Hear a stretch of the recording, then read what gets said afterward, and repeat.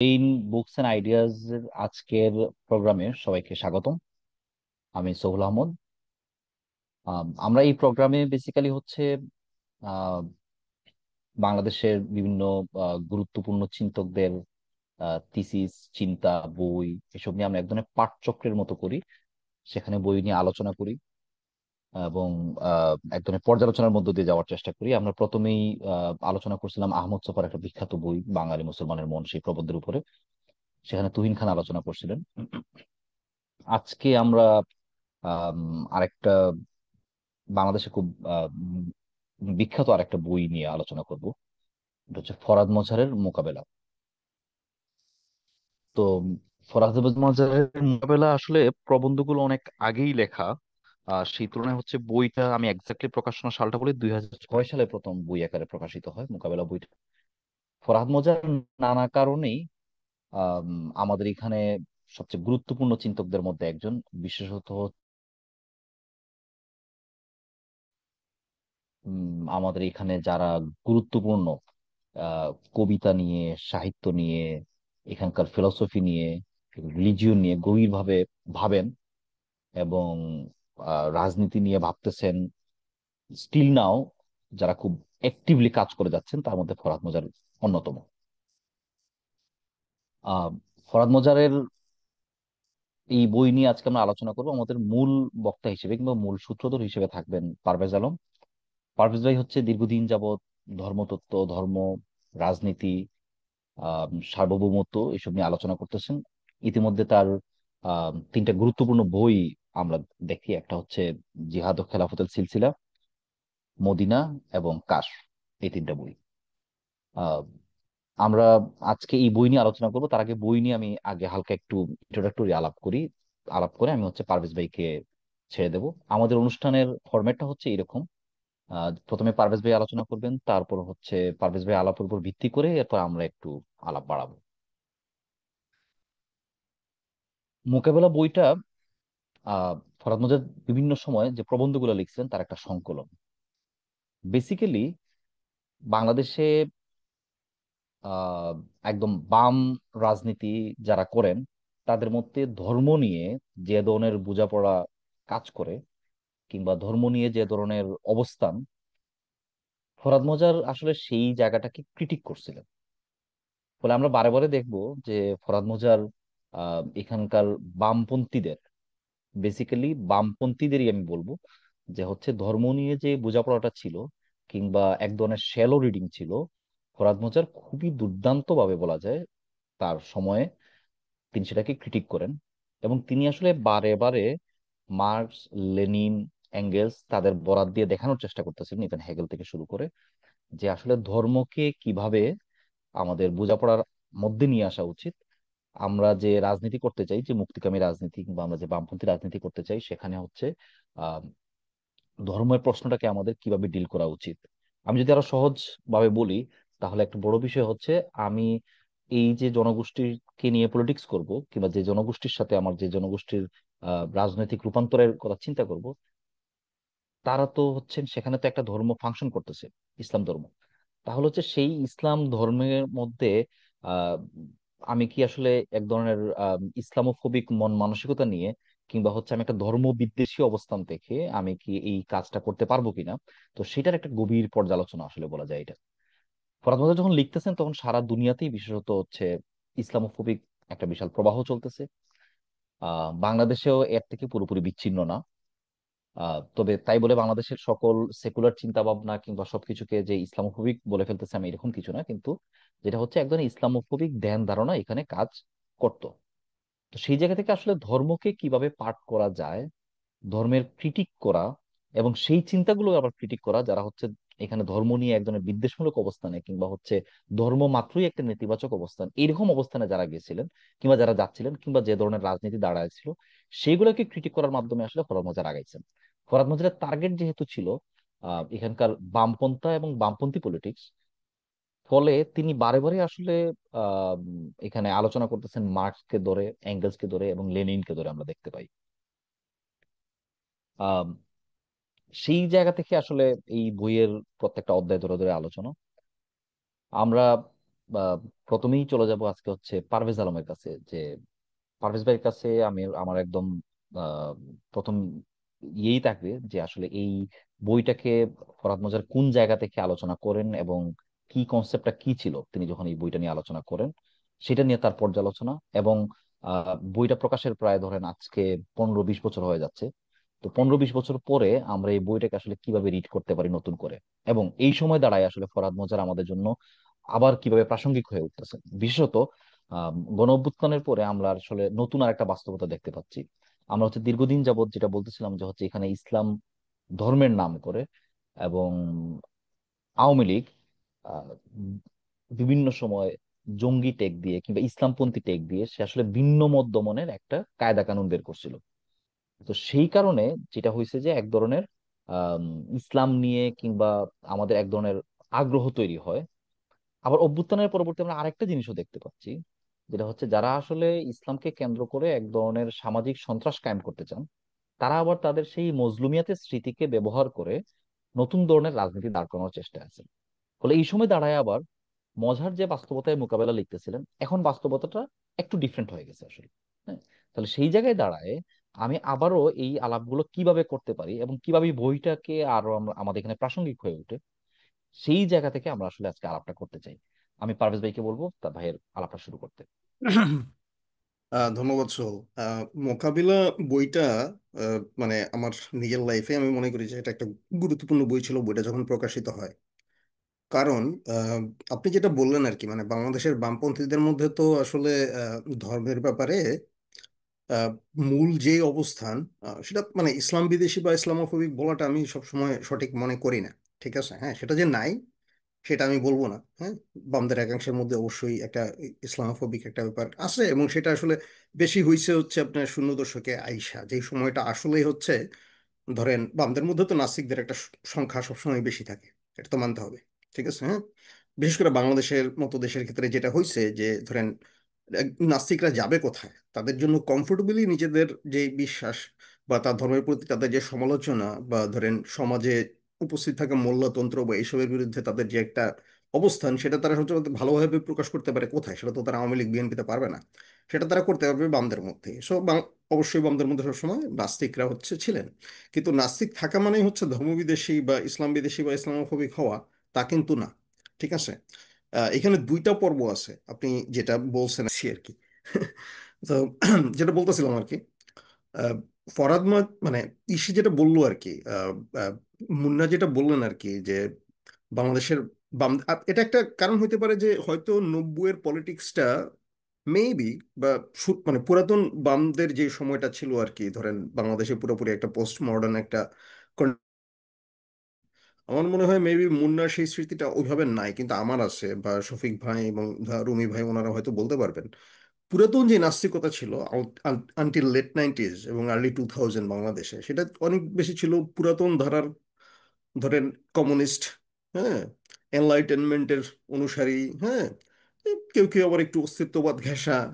তারপরে হচ্ছে আপনার একটা বড় অংশ আবার ধরেন সাইন্টিফিক হিউম্যানিস্ট বা সেকুলার হিউম্যানিস্ট, যে ট্র্যাডিশন ওই কার্ল সাগানদের যেই ধরেন একটা মানে সাইন্টিফিক পজিটিভিস্ট একটা যেই দৃষ্টিভঙ্গি বিশ্বের প্রতি, সেটার সাথে মার্ক্সবাদের যে ধরেন মডার্নিস্ট, একটু এথিস্ট যে একটা আহ, ঐতিহ্য ছিল পুরাতন, সেটাকে মিলিয়ে টিলে হুম, মানে মার্ক্সবাদের বলতে আমি মার্ক্সের লেখার কথা বুঝাচ্ছি না, কিন্তু দেখা গেছে যে একটা ধরেন মার্ক্সবাদীদের মধ্যে একটা যে আউটলুক ছিল আর কি, হ্যাঁ, যে ধরনের ম্যাটেরিয়ালিস্টিক এথিস্টিক আউটলুক ছিল, তো সেগুলোর এক ধরনের মিশ্রণ ছিল। কিন্তু 2001 সালের পরে যেটা হয়েছে সেটা হচ্ছে যে এক ধরনের নিউ এথিজম, যেটা ওই ওই সময় পৃথিবীতে বিভিন্ন জায়গায় হচ্ছে আবির্ভূত হয়েছে আর কি। এটা আসলে নাস্তিকতার ক্যারেক্টারিস্টিকটা পাল্টায় দিছিল প্রায় 1 দশকের মতো একটা টাইম, 10-12 বছর। এবং সেটা মূলত ইসলামোফোবিক হয়ে উঠছিল, কারণ সেটার যে মূল যেই আপনার প্রপাগেটর, যারা বড় বিখ্যাত ফিলোসফার হিসাবে যারা পরিচিত ছিলেন নিউ এথিজমের, হ্যাঁ, তারা বেসিক্যালি একটা ইসলামোফোবিক একটা প্রজেক্ট তারা ওই সময় চালাইছেন, যে মানে অংশ নিচ্ছেন সেটাতে, হ্যাঁ, সচেতন ভাবে হোক অচেতন ভাবে হোক। এবং সেটার একটা ওয়ার অন টেররের একটা বড় একটা মানে ইয়ে ছিল আর কি, আপনার মানে একটা আইডিওলজিক্যাল একটা ফোর্স হিসাবে কাজ করছে। তো আমার মনে হয় ওই টাইমটার ওই প্রেক্ষাপটটা মজহারের বইতে ওইভাবে আসে নাই। ঠিক আছে, হ্যাঁ। মানে আহ, মুন্না দেখছেন কিনা আমি জানি না, কিন্তু আমার কাছে মনে হচ্ছে ওই প্রেক্ষাপটটাই ওই ওই পটভূমিতে এই বইটা একটু অনুপস্থিত।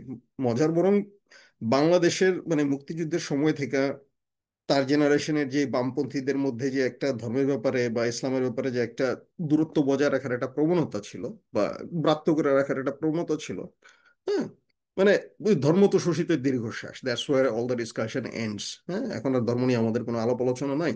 আর মুক্তিযুদ্ধের পরে তো ধর্মভিত্তিক রাজনীতি তো নিষিদ্ধ ছিল, এটা তো আপনারা জানেন।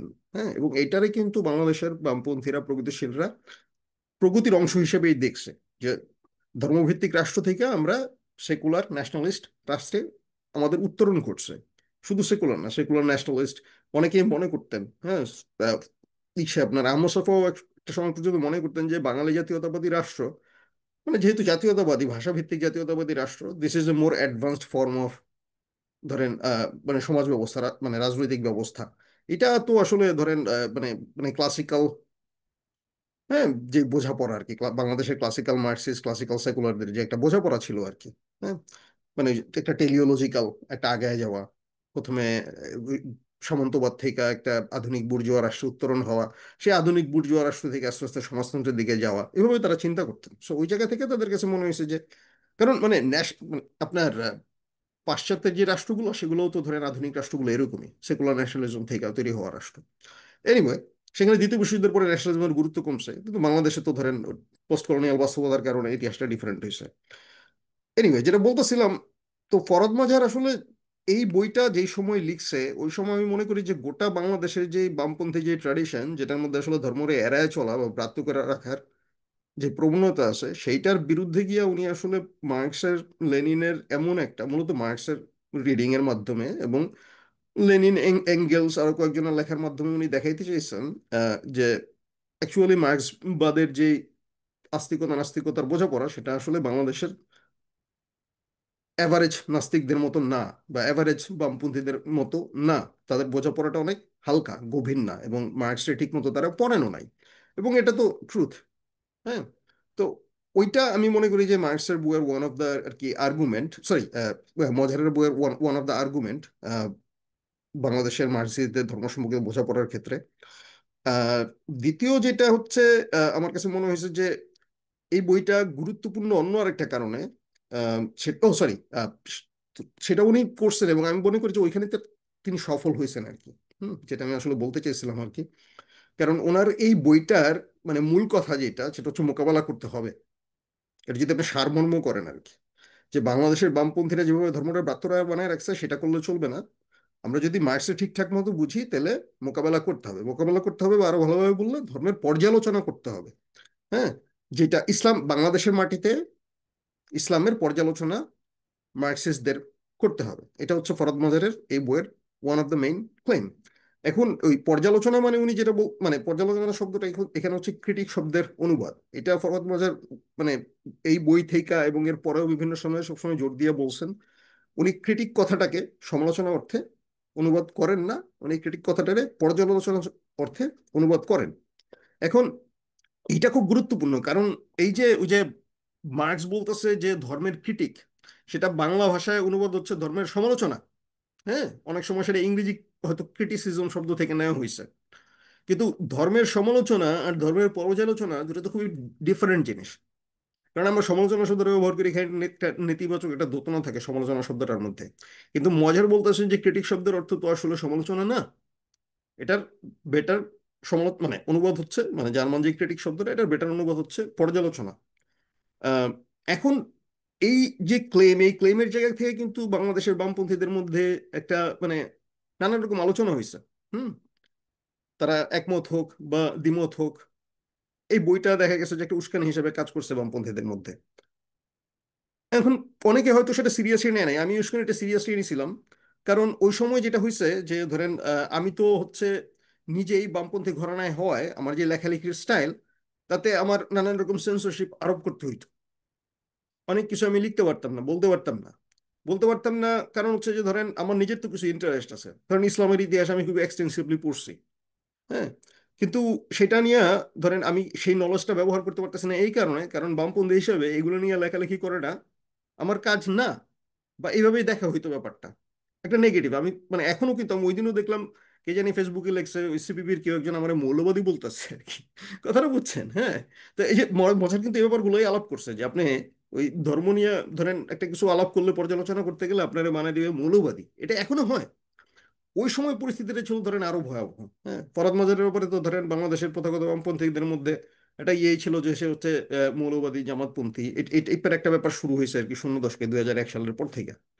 কিন্তু আমি তার এই বইটা পড়ে আমি এটা আসলে যথেষ্ট সিরিয়াসলি নিয়েছিলাম, যে কারণ হচ্ছে যে মানে আসলেই তো মানে বাংলাদেশের জায়গা থেকে মানে বাংলা ভাষায় ইসলামের যে একটা মানে পর্যালোচনা বা ক্রিটিক যেটাই বলি না কেন, হ্যাঁ আমি বলবো ক্রিটিক, সেটার অর্থ আমি একটু ডিফারেন্টলি বুঝি ফরাদ বাজারের থেকে, সেটা আমি আসবো পরে।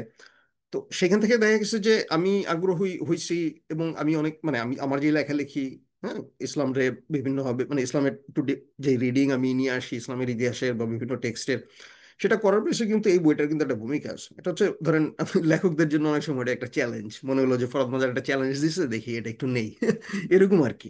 হ্যাঁ, এখন ধরেন আহ, মানে ব্যাপারটা হচ্ছে যে যেহেতু আমার কিছু ব্যাপারে একটু বাড়তি পড়াশোনা ছিল, এই বইটা আমার উৎসাহিত করছে সেই নলেজ গুলারে ব্যবহার করতে, এটা একটা ব্যাপার। এবং আমি মনে করি যে এই মোকাবেলা বইটা লেখার পরে তো আসলে অনেকেই এই কাজটা করছেন। ঠিক আছে, হ্যাঁ। আহ, বইটা ইটসেলফ আসলে মোকাবেলার সূচনা করে নাই, কিছু ক্লু রাখছে এবং কিছু মন্তব্য করছে যেটা হচ্ছে বিতর্ক উস্কে দিছে। কিন্তু এরপরে তো ধরেন বাংলাদেশে এই প্রায় ২৫ বছর, ২৪-২৫ বছর পরে দেখা গেছে যে বইটা ২০০৯ সালে বের হয়েছে না? ২০০৬। ও ২০০৬। আরে, তাহলে তো মানে অনেক, হ্যাঁ, এই মানে ২০ বছর, মানে এত এই ২০ বছর পরে এটা ধরেন আমি বইটা পড়ছি মনে হয় ২০০৮-এ বা ৯-এ আর কি। হ্যাঁ। তো আমার মনে হয় যে ২০ বছর পরে অনেক কিছু তো পাল্টাই গেছে। অনেক কিছু পাল্টাই গেছে মানে ইসলাম নিয়ে, ধর্ম নিয়ে এত নানান রকম ধরনের বইপত্র হচ্ছে লেখা হয়েছে, অনুবাদ হয়েছে। হ্যাঁ মানে সো ফরহাদ যে প্রেক্ষাপটে এটা লিখছেন সেই প্রেক্ষাপটটা এখন আর নাই। এক হিসেবে বললে আমি বলবো যে এই দিক থেকে বইটা দেখা গেছে যে বাংলাদেশের একটা প্যারাডাইম শিফটে ধর্মের পর্যালোচনার ক্ষেত্রে রাখতে সক্ষম হয়েছে। কিন্তু এখন আমরা কি করব? এখন আমরা বইটা হচ্ছে কিভাবে পড়বো? আহ, বা এখন এই বইটার আসলে রিলেভেন্স কি, বা ফরহাদ মাজারের যে বর্তমান পলিটিক্স, সেই জায়গা থেকে এই বইটারে আমরা হচ্ছে কিভাবে হচ্ছে আহ, ধরেন তুলনা করতে পারি তার এই বইটার সাথে, এই বইটাতে তার যে চিন্তা ভাবনা ছিল। আহ, এটা আসলে একটা ডিফিকাল্ট কোশ্চেন। হুম। আহ, কারণ হচ্ছে যে আমি বইটা আবার রিসেন্টলি পড়তে গিয়ে দেখলাম যে এই বইটা আসলে এখন পড়া খুবই গুরুত্বপূর্ণ। ঠিক আছে, ক্লোজ রিডিং আকারে প্রত্যেকটা লাইন ধরে ধরে। কেন গুরুত্বপূর্ণ? আপনি, আমি একটা উদাহরণ দিয়ে আপনাদেরকে দেখাই জাস্ট বইটার ভূমিকা থেকে, হ্যাঁ।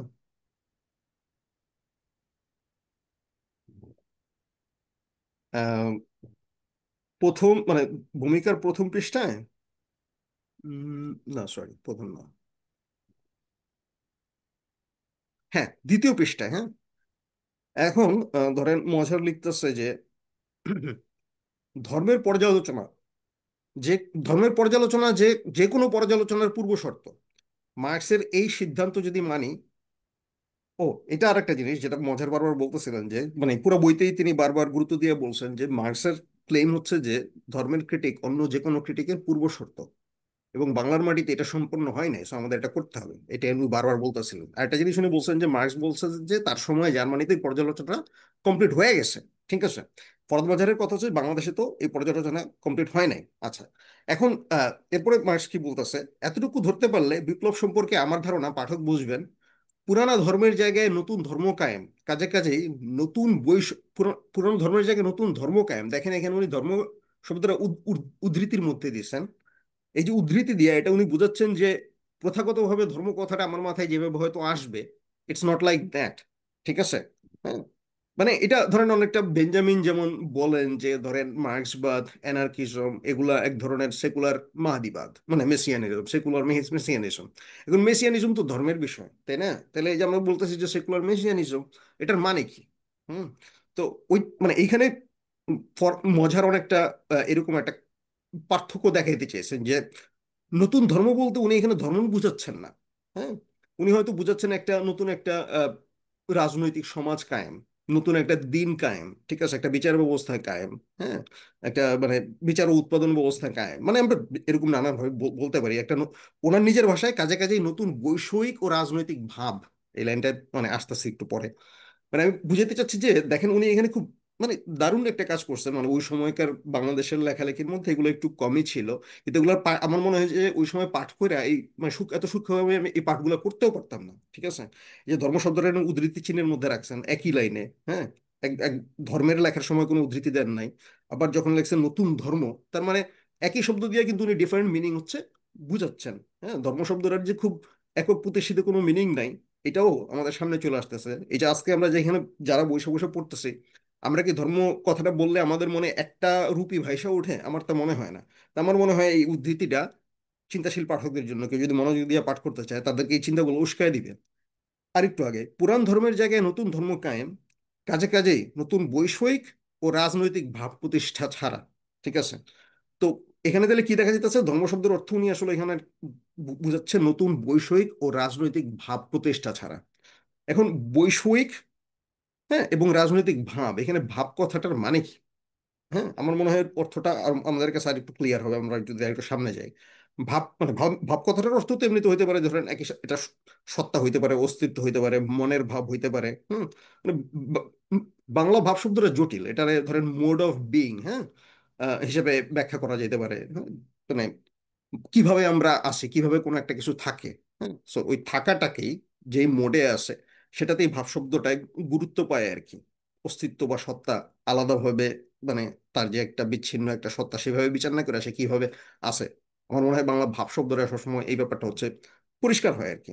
এনিওয়ে, কাজে কাজে নতুন বৈষয়িক ও রাজনৈতিক ভাব প্রতিষ্ঠা ছাড়া বিপ্লব আর কি? হ্যাঁ, মানে মজা বলতে চাইতেছেন যে নতুন ধর্ম প্রতিষ্ঠাই হচ্ছে অলমোস্ট ধরেন এক বিপ্লব করা আর কি। পুরনো ধর্ম মানেই কোনো না কোনো ভাবে পুঁজি বা প্রাক প্রাক পুঁজিতান্ত্রিক ইডিওলজি। নতুন ধর্ম তার স্বভাব গুণে অতএব একমাত্র পুঁজির বিনাশ সাধন করেই নিজের স্বরূপে আবির্ভূত হতে পারে, অন্য কোনো ভাবে নয়। এই যে দেখেন অন্য কোনো ভাবে নয়, আমরা তো ধরেন কথায় কথায় সবসময় বলি যে এইভাবে ওইভাবে, এভাবে না ওইভাবে না, কিন্তু দেখেন মজার এখানে এই অল্প একটা লাইনের মধ্যে একবার বলতেছেন বৈষয়িক রাজনৈতিক ভাব প্রতিষ্ঠা, আবার ওই আলাপটা শেষ করতেছেন অন্য কোনো ভাবে নয়। এই যে ভাব কথাটারে, হ্যাঁ, উনি যে একই সাথে হচ্ছে আপনার ওই কি বলে, যেভাবে উনি ব্যবহার করলেন আর কি, হুম, মানে দুইটা ভিন্ন অর্থে উনি ব্যবহার করলেন, হ্যাঁ, মোড অর্থেও ব্যবহার করলেন, সত্য অর্থেও ব্যবহার করলেন। মানে এটা একটা খুবই চমৎকার জিনিস। মজারের লেখার যে এই যে এই বিশেষত্বটা, আমি বলবো যে ওনার কিছু ইউনিকনেস, ক্রিয়েটিভ ইউনিকনেস, ঠিক আছে, যেটা আবার একই সাথে ফিলোসফিক্যাল কাঠামোর দিক থেকেও যথেষ্ট সুগঠিত, এটা ওনার এখনকার লেখায় কম পাওয়া যায়। হুম, এটা একটা কারণ, মানে এটা কেন সেটা আমি জানি না। কারণ হচ্ছে যে একটা কারণ হতে পারে তখন পর্যন্ত ফরহাদ মাজার পলিটিক্যালি অতটা এঙ্গেজড ছিলেন না, মানে অ্যাটলিস্ট বাংলাদেশের ন্যাশনাল পলিটিক্সে প্রভাব প্রভাব রাখা আর কি। পলিটিক্যালি তো এঙ্গেজ ছিলেন আগে থেকে, কিন্তু যে ন্যাশনাল পলিটিক্সে একজন বুদ্ধিজীবী হিসেবে প্রভাব রাখতেছেন, এটা আমার মনে হয় ওটা তো মজার, মানে শূন্য দশক থেকে বেশি হয়ে উঠলেন বেশি। তো এবং 2012-13 সালের মানে 13 সালের পরে উনি পলিটিক্যালি যে পরিমাণে এঙ্গেজ হয়েছেন এটা তো আগে ছিলেন না। তো এটা একটা কারণ হইতে পারে। তখন উনি মানে মজার একজন পলিটিক্যালি ড্রিভেন লেখক চিন্তক, সো পলিটিক্স ওনার এফেক্ট করে, ওইটা ওই এফেক্ট থেকে তিনি লেখেন। ওনার এই যে আপনার যদি কি বলে রিসেন্ট, সবচেয়ে রিসেন্ট যে খুবই যে বইটা নিয়ে আমরা কথা বলি, আহ, গণ অভ্যুত্থান ও গঠন, সেটার ভাষা কিন্তু দেখবেন যে ওই ফরদ মাজারের যেই এভারেজ যে পোয়েটিক যেই ভাষা, হ্যাঁ, বা পোয়েটিক ফিলোসফিক্যাল যে একটা ভাষা, হ্যাঁ, সেটা নানান রকম ক্যারদানি থাকে ভাষার মধ্যে, সৌন্দর্য থাকে। হ্যাঁ, দেখা গেছে তিনটা চারটা লাইনের মধ্যেই আপনি অনেক সৌন্দর্য পাইতেছেন, হ্যাঁ, অনেক কিছু পাইতেছেন একই সাথে, পোয়েট্রি পাইতেছেন, ফিলোসফিক্যাল গভীরতা পাইতেছেন। সেটা দেখা গেছে যে ওনার রিসেন্ট অনেক লেখালেখিতে থাকে না, কারণ উনি পলিটিক্যালি অনেক বেশি ম্যানিফেস্টো টাইপ লেখালেখি হয়তো ইদানিং করেন। এনিওয়ে, তো আমি এই দিকটা আসলে দৃষ্টি আকর্ষণ করলাম অন্য কারণে। কারণ হচ্ছে যে মানে মজারের এই পুরো বইটার মধ্যেই আপনি এরকম কিছু কিছু জায়গায় খুব চমৎকার আমার মনে হয় অংশ আছে যেগুলো আমাদের নতুন করে পাঠ করা দরকার। বাংলাদেশের নতুন বাস্তবতায় এই অংশগুলোরে আমরা আর একটু বেটার বুঝতে পারবো, যেটা আমরা তখন পারতাম না। বা ফরহাদ মজার নিজেও যেই কথাগুলো তখন হয়তো ওইভাবে বলতে পারেন নাই, হ্যাঁ, কিন্তু আবার কিছু না বললেও না, তাই নিজের মতো করে এরকম খুব কম্প্যাক্ট ভাবে এই কথাগুলো বলে রাখছেন, যেগুলো আমরা তখন আসলে, এটাই তো খুবই ভালো হয়। হুম, হুম, হ্যাঁ, তাহলে এখানে পারভেজ ভাই তাহলে প্রথম ইয়েটা শেষ করে ফেলেন আর কি, তাহলে ভালো হয়। মানে আপনি একটা হুম, এন্ডিং হুম, এ হুম। চলে আসেন প্রথম আচ্ছা, আলাপের আচ্ছা, আর কি, আচ্ছা। ওকে, দেন আচ্ছা, ওকে। ঠিক আছে। আবার আপনি আসেন। তো আমি আসলে যেটা বলতে চাই যে ধরেন এই বইটার বেশ কিছু জিনিস আমি মনে করি বইটার এখন সবচেয়ে বেশি গুরুত্বপূর্ণ আমাদের জন্য, সেটা হচ্ছে বইটা হচ্ছে ক্লোজ রিড করা। যেমন আমি রিসেন্টলি বইটার একটা ছোট একটা ক্লোজ রিড করছিলাম। আমার মনে হয় এই বইয়ে মার্কসের কিছু অনুবাদ আছে, যে অনুবাদগুলো আহ, বাংলাদেশে আমাদের মার্কস পাঠে খুবই উৎসাহিত করে তুলছে। এটা হচ্ছে আরেকটা জিনিস আমি বলবো। কারণ মার্কস পড়া তো কঠিন কাজ। অনেকে এমনি এমনি পড়ে ফেলে বাংলাদেশের বামপন্থীদের মধ্যে, হয়তো ঠিক মতো না বুঝাই, কিন্তু বুঝা মার্কস পড়া খুব কঠিন কাজ। মার্কসের অনুবাদ আরেকটা জটিল কর্ম। হ্যাঁ। আহ, শুধু বাংলা অনুবাদই না, ইংরেজি অনুবাদে অনেক সময় নানা রকম সমস্যা থাকে। তো সেই জায়গা থেকে আমি বলবো যে ধরেন আমরা সবসময় বেশিরভাগ সময় বাংলাদেশের বামপন্থীদের মধ্যে প্রচলিত কথা ছিল যে ধর্ম হচ্ছে আফিম। মার্কস বলছেন এতটুকুই। কিন্তু মানে তার আগে বা পরের যে লাইনগুলা, সেগুলা আসলে পড়ার সুযোগ আমাদের আসলে সবসময় হইতো না, বা আমরা সেটা যে আসলে গুরুত্ব দেওয়া পড়া দরকার সেটাও আমরা অনেক সময় বুঝতাম না। কিন্তু আহ, মজার এখানে যে কাজটা করছেন, তিনি হচ্ছে ওই অংশটারে হাইলাইট করছেন। হুম। আহ, আফিম সংক্রান্ত যে বক্তব্য, তার আগের ও পরের লাইন, আমরা এখন মোটামুটি সবাই এই বাক্যটাও জানি যে ধর্ম হচ্ছে শোষিতের দীর্ঘশ্বাস। এই যে ধর্ম হচ্ছে আপনার এই কি বলে আপনার আহ, আফিম, ঠিক আছে, হ্যাঁ। সেইটার থেকে ধর্ম হচ্ছে শোষিতের দীর্ঘশ্বাস পর্যন্ত যাওয়াটা আমার মনে হয় এই মানে সেটা পাবলিকের কাছে খুব প্রচলিত হয়ে ওঠা, আমার মনে হয় সেইখানেও এই বইটার আসলে একটা গুরুত্ব আছে আর কি। তো সেটাতে কিন্তু আম- আরো বেশি গুরুত্বপূর্ণ যা, ধরেন আমাদের নিজেরই, আমি নিজে কিছুদিন আগে মানে মজারের এই অনুবাদটুকু আমি নিজেই করছিলাম, ঠিক আছে। আহ, সেটা করতে গিয়ে আমি তখন দেখলাম যে আসলে আরো ইন্টারেস্টিং অনুবাদ এখন করা যায়। মজার যেটা করছেন তার থেকে আরো বেটার অনুবাদ আসলে আমাদের পক্ষে এখন করা সম্ভব, এবং সেটা আরো বেশি অর্থময় হয় আর কি। কিন্তু মজার কাজটা শুরু করছিলেন আর কি, এটা খুব গুরুত্বপূর্ণ। এই বইতে ধরেন আরেকটা জিনিস আছে যে মার্কসের যে অন্টোলজি, মার্কস যেভাবে দুনিয়াটা দেখতেন, ঠিক আছে, এটা কিন্তু আমাদের অনেকের কাছে পরিষ্কার না। আমরা জানি যে মার্কসের একটা ম্যাটেরিয়ালিস্ট অন্টোলজি আছে, কিন্তু প্রকৃতি আর মানুষের মধ্যে যে সম্পর্ক, সেটা নিয়ে মার্কসের চিন্তার যে একটা গভীর যে একটা অস্তিত্বীয় বা অন্টোলজিক্যাল যে একটা ভিশন, সেটা কিন্তু আমরা মানে খুব অনেকেই বুঝি না। আমি নিজেও যে খুব ভালো বুঝি সেটা বলবো না, আমার একটা বেসিক ধারণা আছে। এবং আমার মনে হয় মোকাবেলা বইটার এটার একটা গুরুত্বপূর্ণ অংশ, কারণ এটা মার্কসের যে চিন্তার মানে এটা যে মার্কসের যে চিন্তার আপনি যে ওই যে সরল নাস্তিকতা আস্তিকতায় ভাগ করতে পারবেন না। হ্যাঁ।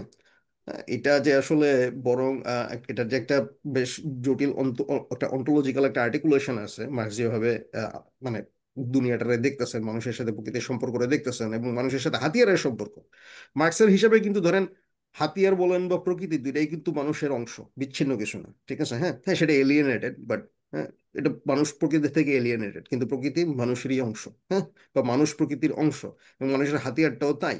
তো এই যে ধরেন এই যে মানে এই মার্ক্সের এই চিন্তার অস্তিত্বীয় দিকটা না বুঝলে আসলে ধরেন কঠিন আপনার কি বলে মার্ক্সের চিন্তারে ধরেন এই যে সরল আস্তিক নাস্তিক শব্দ দিয়ে, আস্তিক নাস্তিক শব্দের অর্থটাই কি সেটাও তো ধরেন বিভিন্ন জনের কাছে বিভিন্ন রকম অর্থ।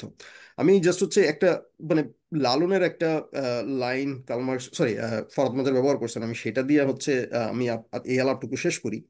কারণ সেই লাইনটা তিনি যে ব্যবহার করছেন করছেন অনেক মার্ক্সের চিন্তা বুঝাইতে, মার্ক্সের অস্তিত্ব বুঝাইতে, ঠিক আছে।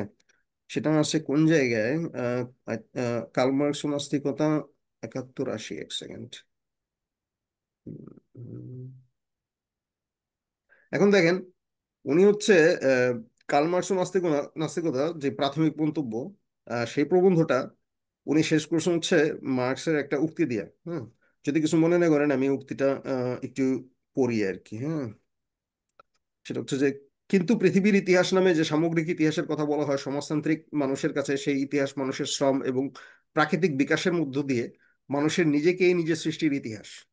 অতএব তার নিজের দ্বারা নিজের জন্ম সম্পাদন, সে নিজেই যে নিজের আবির্ভাবের কারণ, সেটা তার নিজেরই ইন্দ্রিয় ধরাছোঁয়ার মধ্যে এসে যায়, এবং তার প্রমাণ অকাট্য হয়ে ওঠে। যেহেতু মানুষ প্রকৃতির সত্তার প্রামাণ্যতা, খেয়াল করেন, যেহেতু মানুষ প্রকৃতির সত্তার প্রামাণ্যতা, এটা অবশ্য প্রামাণ্যতা কথাটা উনি এসেনশিয়ালিটির বাংলা করছেন, এই অনুবাদটা আরো বেটার করা যায়। অর্থাৎ মানুষ রূপে মানুষের জন্য প্রকৃতির অস্তিত্ববান হয়ে থাকা, মানুষ রূপে মানুষের জন্য প্রকৃতির অস্তিত্বমান হয়ে থাকা এবং মানুষের জন্য মানুষের অস্তিত্বমানতা হিসেবে প্রকৃতির হাজির থাকা বাস্তবে এবং ইন্দ্রিয়গতভাবে মানুষের উপলব্ধির বিষয়, তখন মানুষ ও প্রকৃতির বাইরে অপর কোনো সত্তার অস্তিত্বের প্রশ্ন কার্যত অসম্ভব হয়ে ওঠে। ওকে, এটা এত জটিল একটা লাইন, আপনারা একটু পইরা নিয়েন। কিন্তু আমি এটা মানে বললাম এই কারণে অ্যাটলিস্ট একটা ধারণা পাওয়া যে মার্কস নিজে আসলে মানুষ ও প্রকৃতির সম্পর্কটা নিয়ে তার যে অস্তিত্বীয় চিন্তা সেটা খুব সরল না। ও, শেষে উনি যেটা বলতেছেন নাস্তিকতা আসলে যা এই অবাস্তবতারই অস্বীকার, তাহলে তার কোনো অর্থই নাই। ঠিক আছে, কারণ মার্কস কিন্তু যেই নাস মানে মার্কস মনে করেন যে ধরেন ওই যে সরল আল্লাহ আছে টাইপ যে হচ্ছে একটা ধরেন ধারণা বেশিরভাগ মানুষের মনে থাকে, বা আল্লাহ অস্তিত্ব সম্বন্ধে যে ধরনের একটা অলিক অলিক ধারণা মানুষের মধ্যে থাকে, সেটারই এক ধরনের অবাস্তবতা, কি অবাস্তবতা বলতেছেন মার্কস। ঠিক আছে, মানে এক কথায় বললে আর কি, মানে কিন্তু নাস্তিকতা আসলে যা এই অবাস্তবতারই অস্বীকার, তাহলে তার কোনো অর্থই নাই। নাস্তিকতা আল্লাহ আছে এই সত্য অস্বীকার করে, যে অস্বীকৃতির মধ্য দিয়ে মানুষই আছে সেই সত্য জাহির করা হয়। খেয়াল করেন, কিন্তু সমাজতন্ত্রের জন্য এই ধরনের ঘোরাপথের দরকার পড়ে না। পুরো ব্যাপারটাই কিন্তু একটা রিলেশনাল ব্যাপার আছে, প্রকৃতির সাথে মানুষের রিলেশন, হাতিয়ারের সাথে মানুষের রিলেশন। হ্যাঁ, এই রিলেশনগুলো না বুঝার কারণে কিন্তু ধরেন এই এই জটিলতা তৈরি হইতেছে। মানুষ আল্লাহ যেভাবে আল্লাহরে যেভাবে বুঝতেছে এবং নাস্তিকরা যেভাবে সেই আল্লাহর ধারণাকে অস্বীকার করতেছে। এখন দেখেন আমার ভালো ইন্টারেস্টিং জিনিস যেটা তার পরের প্রবন্ধেই, মানে এই আলাপ মার্কসের উক্তি থেকে তারপরে যখন তিনি তার পরের প্রবন্ধে যেতেছেন কার্ল মার্কস ও নাস্তিকতা পর্যালোচনার নতুন দিগন্ত, সেই প্রবন্ধটা কিন্তু উনি শুরু করতেছেন লালনের হচ্ছে উক্তি দিয়া, আল্লাহকে বোঝো তোমার অপার লীলে, তুমি আপনি আল্লাহ ডাকো আল্লাহ বলে। এই যে দুইটা লাইন আর মার্কসের এই এত বড় একটা হচ্ছে আপনার প্যারাগ্রাফ, হ্যাঁ, এই দুটারে আপনি যখন একসাথে দেখবেন, it makes a lot of sense. ঠিক আছে, আস্তিকতা নাস্তিকতার যে সরল বোঝাপড়া, তার বাইরে গিয়া খুব ডিফারেন্ট এক অস্তিত্বীয় দিগন্ত আপনার সামনে তখন উন্মোচিত হবে, যেটা দিয়ে আপনি আসলে সরল আস্তিকতা নাস্তিকতায় সাবস্ক্রাইব করতে পারবেন না। হ্যাঁ, কিন্তু আপনি মার্কসিস্ট হতে পারবেন অবশ্যই। এনিওয়ে, তো আমি এখানে শেষ করি। এরপরে মনে হয় আলোচনাটা আগানো যায় আর কি। পারভেজ, এই যে আমি যখন এটা পড়ছিলাম আমি রিমেম্বার একদম এক্স্যাক্টলি যখন লেখছে প্রামাণ্যতা, এই প্রামাণ্যতা পড়তে গিয়ে পুরো লাইনতে পুরো প্যারাগ্রাফটা বুঝতে পারছিলাম না সে কি বলতে যাচ্ছে। যখন আমি এটাকে নিজের মন থেকে চেঞ্জ করলাম যে হি প্রবলি মেন অনিবার্যতা, তখন আমার জন্য মানে লাইনটা অনেক ইজি হয়ে গেল। মানে যে হুম হুম বাংলা অনুবাদ দেওয়ার সময় সহজগুলোকে অনেক কঠিন করে ফেলে এবং মানে অবদ্ধ করে ফেলে উন্মাদ এই ব্যাপারটা। If you hmm hmm change the word, আমার জন্য মনে হয়েছে যে প্রামাণ্যতার বদলে যদি আমি ইফ আই রাইট অনিবার্যতা, পুরো জিনিসটা বুঝতে অনেক সহজ হয়ে যায় আসলে এটা। আর আমি আহ, মানে এই দু তিনটা প্রশ্ন বা পয়েন্টটা দিয়ে শুরু করবো। হুম আনসার এখন দিতে হবে না, আনসার সবার কোশ্চেন নেওয়ার পরে হুম ইউ ক্যান আনসার কালেক্টিভলি। হ্যাঁ, হুম এই যে ফরহাদ মজহার যা মোকাবেলা করলেন, এই যে গ্লোবাল ওয়ার্ল্ড ওয়ার অন টেরোর সময় 2006 এটা বইটা, ওই সময় ওইটা 2001 থেকে এই প্রবন্ধগুলো এটা করা, যেই মোকাবেলাটা করলেন এই যে কমিউনিজম সোশ্যালিজম বামপন্থার সাথে হুম ধর্মের একটা তাত্ত্বিক দ্বন্দ্ব, হুম হুম এই মোকাবেলাটা কি একই মোকাবেলাটাকে আমাদের মাওলানা ভাসানী এই করেন নাই 50 বছর আগে এগেইনস্ট আমার কাকা বাবু কমরেড মুজাফফর বা Charu Majumdar? He did the same মোকাবেলা এবং হি win that argument 50 years ago. So he did. What is the qualitative difference between ভাসানীর যে মোকাবেলা করছিলেন ভার্সাস মজহার হুম আবার নতুন করে এসে মোকাবেলা করলেন? এই দুই মোকাবেলার কোয়ালিটির পার্থক্যটা কি? হ্যাঁ, এটা একটা প্রশ্ন, আমার আন্ডারস্ট্যান্ডিং ঘাটতি আছে। এটা তো অলরেডি ভাসানী এটাকে সে একটা সলিউশন দিয়ে গেছেন যে ধর্ম এবং বামপন্থা ক্যান কো এক্সিস্ট। মার্কস ওইটা কন্ট্রাক্ট করে না। আর second point, you made a very good point যে এই যে আহ, যখন Marx was critiquing Hegel's philosophy right, তখন সে লেখলো যে religion is the sigh of oppressed creature, the heart of a heartless world, the soul of a soulless condition, it is the opium of the masses. এখন এইটা যখন লেখলো, মানে এখানে আমি আজকে I am trying to speak accommodate religion in my world. So আমি তো আগের লাইনগুলোকে আমি পজিটিভলি দিচ্ছি যে sigh of oppress creature, heart of heartless world, soul of soulless condition. এটা কি সে আসলে, আমি মার্কস মার্কস তাত্ত্বিক নাই বুঝি না, এটা কি সে Marx is it a positive connotation is a negative connotation? এটা এটা এটা কি depend on the eye of the beholder, যে পড়ছে তার মতো করে। হুম এটা I can take it negatively also. এটা এটা হুম এটা হুম হচ্ছে হুম এইটা হুম ভবিষ্যৎ, এটা এটার মধ্যে কোনো বাস্তবতা নাই। এটা সে যদি ইফ আই সে নেগেটিভলি, হ্যাঁ, এটা আমার দ্বিতীয় প্রশ্ন। মানে হুম এটা হুম কি, হুম এটা হতো, এটা বা যে পড়লো তার উপর ডিপেন্ড করে how they interpret the lines, হ্যাঁ। আর থার্ড পয়েন্টটা, এটা মোর মোর অফ এ বাংলাদেশের গ্রাউন্ড বেসড বামপন্থা। হুম হুম আমি যতটা কমিউনিস্ট কিছু না বন্ধু বান্ধব আছে আমার সাথে কলেজে পড়েছে যারা এখনো সিপিবির কার্ড ক্যারিং মেম্বার, হুম আমি দেখছি ওদের মধ্যে প্রত্যেক ঢাকা থাকে, প্রত্যেক ঢাকাতে ভালো করছে, গাড়ি আছে, বাড়ি আছে, ফ্ল্যাট আছে, আমি আছে, বছর বছর বাইরে যায়, ঘুরে যায়, কিন্তু ওদের মধ্যে যেই ইনস্টিংক্টটা সবচেয়ে প্রবল, সবচেয়ে স্ট্রং, ওটা হচ্ছে গিয়ে জামাত থাকা ইনস্টিংক্ট। প্রচন্ড জামাত ইসলাম থাকা, এটা এটা হচ্ছে ফার্স্ট ইনস্টিংক্ট। হুম তারপর একাত্তর চেতনা, মানে এটাতে বিয়ে করে, সেখান থেকে আসে ইসলাম বিরোধিতা, তারপরে বামপন্থী, এটা অনেক পরে। মানে এই যে ইসলাম বিরোধিতা, ইসলামের সঙ্গে বামের দ্বন্দ্বটা, এটা কি বেসিক্যালি ওই যে জামাত ঠেকাও বা একাত্তর, হুম হুম একাত্তরকে হুম হুম প্রোটেক্ট করো ইন টার্ম জামাত ঠেকাও, সেখান থেকে এরা আসে কিনা, এই যে by product of Jamaat phobia of বাংলাদেশের কমিউনিস্ট মুভমেন্টের। এটা হুম লাস্ট আচ্ছা, এবং থার্ড কমেন্ট। আমি প্রথম দুটো তো বই নিয়ে সেগুলো নিয়ে আমি প্রথমে একটু ফোকাস করি বেশি আর কি, পরে হ্যাঁ, ধরেন হ্যাঁ। যদি, হ্যাঁ, থার্ড কোশ্চেনের ক্ষেত্রে সামান্য বলবো আর কি, বেশি না আর কি, কারণ এটা তো বইয়ের আলাপ না। তারপর হুম, আমার প্রথমে যেটা আমি বলবো সেটা হচ্ছে যে আপনি ওই যে আপনি 100% রাইট। মানে ফরদ মজার, মানে যা করছেন এখানে, তার সাথে তার আগে ধরেন মাওলানা ভাসানীর যে কাজ, আম, সেইটা মানে আপনার কোয়ালিটেটিভলি কিছু জায়গায় পুরোপুরি সিমিলার কাজ। হ্যাঁ, তবে কোয়ালিটেটিভলি তো ফরদ মাজারের নিজের কাজ আছে আলাদা। ইয়ে তো আসলে মৌলানা ভাসানী তো আসলে ফিলোসফিক্যাল লেখালেখি খুব বেশি করেন নাই, হ্যাঁ, বা থিওরিটিক্যাল লেখালেখি খুব বেশি করেন নাই। উনি করতেন ডিরেক্ট মাঠের রাজনীতি। ওনার কিছু গুরুত্বপূর্ণ লেখা আছে, কিছু গুরুত্বপূর্ণ বক্তব্য ওনারা রেকর্ড করে রাখছেন। হ্যাঁ, কিন্তু উনি এই কাজটা করছেন বেশি মাঠের পলিটিক্সে রাদার দেন তাত্ত্বিকভাবে। তাত্ত্বিকভাবে অন্যরা করছে। হ্যাঁ, কিন্তু ফরদ মাঝার যে খুব, মানে আপনার, আর ফরদ মাঝার তো ধরেন ভাসানীর ট্র্যাডিশনের বাইরে তো সে নিজের দাবি করে না, সে তো ভাসানীর সিলসিলা বজায় রাখাই তার দাবি। তো সেই জায়গা থেকে ভাসানী যেটা করছে সেটারে তিনি আরো নতুন রূপে করাটা তো আসলে ওইটা হচ্ছে, আমি বলবো যে কোয়ালিটেটিভ ডিফারেন্স। যেমন আমি বলবো যে এই বইয়ের একটা আরেকটা গুরুত্বপূর্ণ জিনিস যেটা, যেটা আমাদের সবার আসলে করা উচিত, এই যে অনুবাদের কথাটা আমি বললাম, আমি মানে ওই যে আপনার ওই অংশটুকু, heart of a heartless world, এই অংশটুকু আমি অনুবাদ করছিলাম কয়েকদিন আগে। আমি আপনাদের সময় থাকলে আমি পুরা শোনাবো না।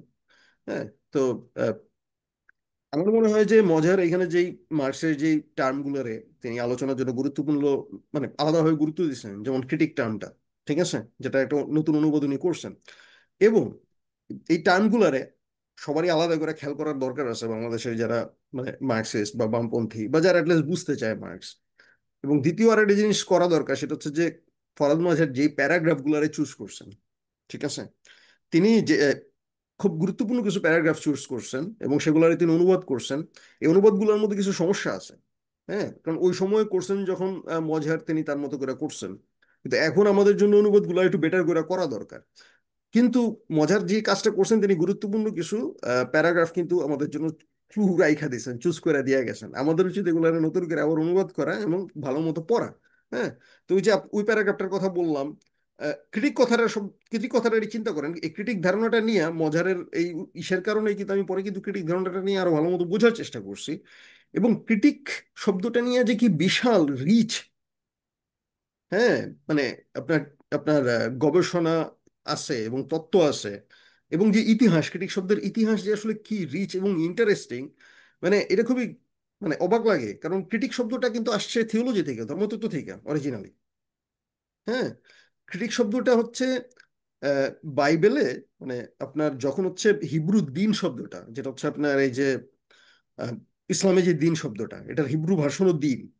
হ্যাঁ, এটার বেসিক অর্থ হচ্ছে বিচার বা ন্যায় বিচার।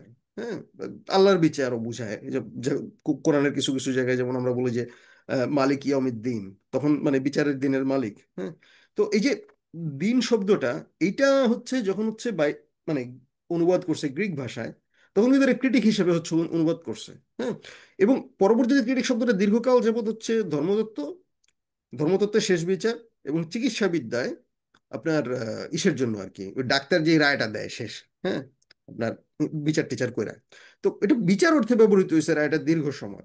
পরে হচ্ছে রুশো এবং আরো কারো কারো হাতে এই শব্দটা এটা সেকুলার ব্যবহার হয়েছে বিপ্লবের সময়, বিপ্লবের যুগ, ফ্রেঞ্চ বিপ্লবের যে সময়টা বা তার মানে যে সময়টা বিপ্লবের শতাব্দী বুঝাইতে এই ক্রিটিক শব্দটা ব্যবহৃত হয়েছে। তারা বুঝিয়ে চেতেছে একটা বিপ্লব এবং ক্রিটিকের সময়, একটা বিপ্লব এবং বিচারের দিন আগে আসতেছে, ধর্মতত্ত্বে একটা ধারণা ছিল। কিন্তু এই ক্রিটিক শব্দটা, সরি, ক্রাইসিসের দিন আগে আসতেছে, ক্রাইসিস, ঠিক আছে, আমি একটু ভুল বলছি, সরি, ক্রাইসিস শব্দের অর্থ হচ্ছে দিন, ক্ষমা করবেন, ঠিক আছে, হ্যাঁ, ক্রাইসিস শব্দের অর্থ হচ্ছে দিন। মানে এটা দিনের অনুবাদ ছিল ক্রাইসিস, কিন্তু ওই যে ক্রাইসিস আর ক্রিটিক এই দুইটা শব্দ একই ধারণার থেকে আছে, এটা হচ্ছে উৎপত্তি হয়েছে আর কি, ঠিক আছে, ক্রাইসিস আর ক্রিটিক কাছাকাছি আহ, ধারণা।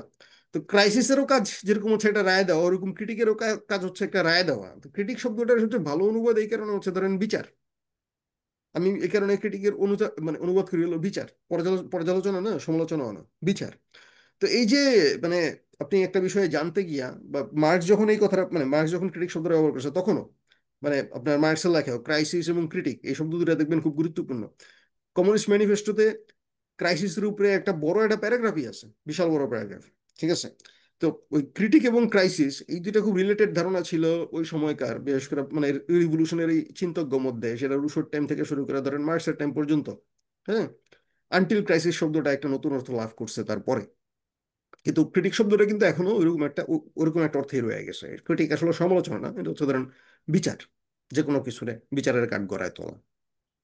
তো এরকমই হচ্ছে আমার মনে হয় যে আপনার মজারের কোয়ালিটির পার্থক্য এটা একটা, তিনি গুরুত্বপূর্ণ কিছু জিনিস নিয়ে আসছেন। লালনের সাথে একটা তুলনামূলক একটা কাজ তিনি করছেন, যেটা আমাদের মার্কসের মানে অস্তিত্বীয় দিকটা বুঝার জন্য যে খুব হেল্প করছে এই বইয়ে তা না, কিন্তু ক্লুটা দিয়ে দিছে অ্যাটলিস্ট। অ্যাটলিস্ট যারা হচ্ছে ধরেন এরপরে চিন্তা করবে, চিন্তাশীল পাঠকদের জন্য ক্লুটা দিয়ে দিছে আর কি। আহ, আর সেকেন্ড আপনার প্রশ্নটা ছিল আহ, রুমি ভাই, নেগেটিভ আমার কনোটেশন, মানে ওই যে মানে ওই রিলিজিয়ন এই যে ইজ আ এই ওপিয়াম অফ দ্য পিপল, ওই পুরা উক্তিটার মধ্যে একটা পজিটিভ এন্ড নেগেটিভ বোথ হ্যাঁ ভাবে হ্যাঁ, ইন্টারপ্রেট করা এইখানে যায়। এখানে আমি একটু, বোথ এখানে একটু ওয়েস। আমি, আচ্ছা এখানে আমি একটা বলি, এখানে আসলে এটা আই অফ দ্য বিহোল্ডার কিনা, মানে বা এটা পাঠক এটা কিভাবে হচ্ছে পড়বে, আহ, সেইটাই ঘটনা মানে, দাঁড়ান এক সেকেন্ড। হুম, হ্যাঁ, ওকে। এইটা ছাড়াও মানে আমি বলবো যে মানে আই অফ দ্য মানে পাঠক ভেদে তো আসলে এই ব্যাপারগুলো পাল্টায়, সেটা ঠিক আছে। কিন্তু আমি মনে করি না যে মানে ওই যে আস্তিকতা নাস্তিকতার মতোই আমি মনে মানে এই বইয়ে ইয়ে যেটা মানে মজার যেটা বলতে চেয়েছেন, এবং আমিও যেটা মনে করি যে আস্তিকতা বনাম নাস্তিকতার যে সরল বিভাজন এটা মার্ক্সবাদের বিষয় না, তেমনি একইভাবে আমি মনে করি যে এই প্যারাগ্রাফটারও আসলে মানে এটা কি ইতিবাচক বক্তব্য নাকি একটা নেগেটিভ কনোটেশন আছে এখানে আছে, এটা আমার মনে হয় না যে এই বাক্যগুলো বোঝার জন্য মানে মানে সঠিক অ্যাপ্রোচ আর কি। বরং আমি আসলে একটু আগে যেটা বলতেছিলাম যে মার্কসের অন্টোলজি এই বাক্যগুলায় মার্কস ধর্মের সাথে মানুষের সম্পর্কটারে যেভাবে ব্যাখ্যা করছেন, ধর্মের সাথে ধর্মের সাথে মানুষের সাথে যে রিয়ালিটির যে সম্পর্ক, এবং সেই সম্পর্কের মধ্যে ধর্ম যেভাবে উপস্থিত আছে, আমার মনে হয় মার্কস সেটাই এখানে বুঝাইতে চেয়েছে, এবং খানিকটা পোয়েটিক এবং ফিলোসফিক্যাল ভাষায়। আমি একটু অনুবাদটা পড়ি, তাইলে হচ্ছে মানে বুঝতে সুবিধা হবে। এখন মার্কস কিন্তু আসলে ধরেন ইংরেজিতে আমরা অনুবাদ করতেছি যে heart of a heartless world, হ্যাঁ, আমি একটু সরাসরি পড়ি। যেমন হৃদয়হীন জগতের হৃদয় অনুবাদটা আসলে হৃদয়হীন হৃদয়, জগতের হৃদয়, এটা হচ্ছে ফরহাদ মাজার অনুবাদ করছেন। অনুবাদটা আসলে মার্কসের লেখার ইংরেজি অনুবাদ থেকে অনুবাদ করাবার ফলাফল, এটা আসলে আমি একটু ধারণা করছি, না হইতে পারে, আই ডোন্ট নো। ইংরেজি অনুবাদটা নিজেই একটা ভাবানুবাদ, মূলত কাব্যিক অনুবাদ। এখন কাব্যিক ভাবানুবাদ করা সম্ভব হয়েছে অবশ্য মার্কসের এই কথাগুলোর কাব্যিক বৈশিষ্ট্যের কারণেই। কিন্তু মার্কস যা লিখেছেন তার অপেক্ষাকৃত আক্ষরিক অনুবাদ হলো একটা হৃদয়হীন দুনিয়ার মন, দাস গেমুথ আইনার হার্জ লোসন ওয়েলথ, মানে উনি কিন্তু খেমুত, হ্যাঁ, যেটার অর্থ হচ্ছে মনের ভাব বা চেতনা, আর এটা হচ্ছে হার্জ হৃদয়, দুটা কিন্তু আলাদা শব্দ ব্যবহার করছেন। তো এটা কিন্তু মানে আপনি যদি লিটারাল অনুবাদ করেন তাহলে লিটারাল অনুবাদ হইব যে হৃদয়হীন দুনিয়ার মন বা মাইন্ড, আক্কেল মাথা, মানে মাথা আছে হৃদয় নাই। হ্যাঁ, তো মানে এই যে তারপরে আসতেছে ধরেন আপনি মানে ধর্মীয় ভাষায় বললো যে কলভিন দুনিয়ার আপনার আক্কেল, মানে কল্ব আছে, মানে আক্কেল আছে কিন্তু কল্ব নাই, ঠিক আছে, এইভাবে আপনি বলতে পারেন। বা নফস, চেতনা আছে, হৃদয় নাই। তারপরে ধরেন যে soul, soul of a soulless condition, হ্যাঁ, এটার অনুবাদ ধরেন এইখানে সোল কথাটা কিন্তু উনি ব্যবহার করছেন যে গেইস্ট শব্দটা। গেইস্ট শব্দটা তো ধরুন ওই যে হেগেলের বইয়ে আছে না, যে ফেনোমেনোলজি অফ গেইস্ট, মানে গেস্ট মানে গেস্টের স্পিরিট। হুম, স্পিরিট কথাটা কিন্তু ধরেন ওই যে আপনি আত্মা অর্থের চাইতে এটা ধরেন রুহ বা প্রাণ অর্থে অনুবাদটা কিন্তু আসলে বেটার হয়, দুইটাই করতে পারেন, হ্যাঁ, কিন্তু রুহ, চেতনা, প্রাণ এই অর্থেও করতে পারেন, হ্যাঁ। আহ, তো এই যে আমরা যখন এই পুরা লাইনটা পড়বো, আমি হচ্ছে এক জায়গায় হচ্ছে আহ, উম, হুম, সুতরাং ধর্মের বিচার কথাটির মর্ম হলো, আমি ওইখানে অনুবাদ করছি, সেই কারবালার বিচার ধর্ম হলো যার নুরানি তাজ বা তাজাল্লি। ঠিক আছে, এখন দেখেন আপনি এই কথাটা মানে যে ধর্মের বিচার, ঠিক আছে, এখানে আমি বিচার কথাটা পর্যালোচনা করতেছি না, আমি বলতেছি যে ধর্মের বিচার, হ্যাঁ, ক্রিটিকের বদলে কথাটির মর্ম হলো সেই কারবালার বিচার। এখন আপনারা বলতে পারেন যে আমি কারবালা কেন অনুবাদ করছি, কেন করছি সেটা ব্যাখ্যা করি। কারণ মার্কস এখানে যে শব্দটা ব্যবহার করছে সেটা হচ্ছে ভেল অফ টিয়ার্স। হ্যাঁ, এখন ভেল অফ টিয়ার্স এর বাংলা ফরাদ মজার করছিলেন হচ্ছে চোখের জলে ভাসা সেই উপত্যকা, এটা একটা লিটারাল অনুবাদনই করছেন। কিন্তু ভেল অফ টিয়ার্স হচ্ছে আসলে ধরেন বাইবেল থেকে নেয়া, হ্যাঁ, বাইবেল থেকে নেয়া হচ্ছে একটা ফ্রেজ, যেটা জাস্ট হচ্ছে কান্নার উপত্যকা বুঝায় না, এটা থিওলজিক্যাল ধারণা। ইহুদিরা যখন হচ্ছে, প্রাচীন ইহুদিরা যখন হচ্ছে মানে বনি ইসরায়েলিরা আপনার ইসের থেকে বের হয়ে, এই মানে তাদের ধর্মগ্রন্থ অনুযায়ী মিশর থেকে বের হয়ে তারা যখন ইসে যাচ্ছিলেন, ফিলিস্তিনের দিকে যাচ্ছিলেন, তখন হচ্ছে ওই মাঝখানে হচ্ছে তারা 40 বছর হচ্ছে মরুভূমিতে মানে ভব ঘুরেছিলেন, পথ হারায় তারা, পথ খুঁজে পান নাই ওই ওই কান্নার উপত্যকায়, ওই উপত্যকাটারে বলা হচ্ছে ভেল অফ টিয়ার্স। ঠিক আছে, কিন্তু এটা একটা থিওলজিক্যাল ধারণা খ্রিস্ট ধর্মে, এটা দিয়ে বুঝেন না যে দুনিয়াটাই হচ্ছে একটা ভেল অফ টিয়ার্স, একটা কান্নার উপত্যকা, যেখানে মুসলিমের চোখের জল হচ্ছে একমাত্র পানির উৎস। হ্যাঁ, ওই যে এটা একটা বাক্কার উপত্যকা, তা এটা তাওরাত মানে আপনার বাইবেলে আছে মূলত হচ্ছে এটা আছে জবুর শরীফে সম্ভবত বাক্কার উপত্যকা, হ্যাঁ, ওই কোরআনেও আছে এই বাক্কা কথাটা। ঠিক আছে, তো এটা আসলে ধরেন ইসলামে কারবালার ময়দানটা যেরকম একটা ধারণা, ওরকম খ্রিস্ট ধর্মে ভেল অফ টিয়ার্স, হ্যাঁ, বা বাক্কার ময়দান হলো ওরকম একটা ধারণা। ঠিক আছে, এখন এই এই কারণে কিন্তু এটা কিন্তু একটা ধর্মতাত্ত্বিক ধারণা। এখন এটার কিন্তু আমি পজিটিভ নেগেটিভ দিয়ে যদি আমি বুঝতে চাই তাহলে কিন্তু আমি বুঝতে পারবো না।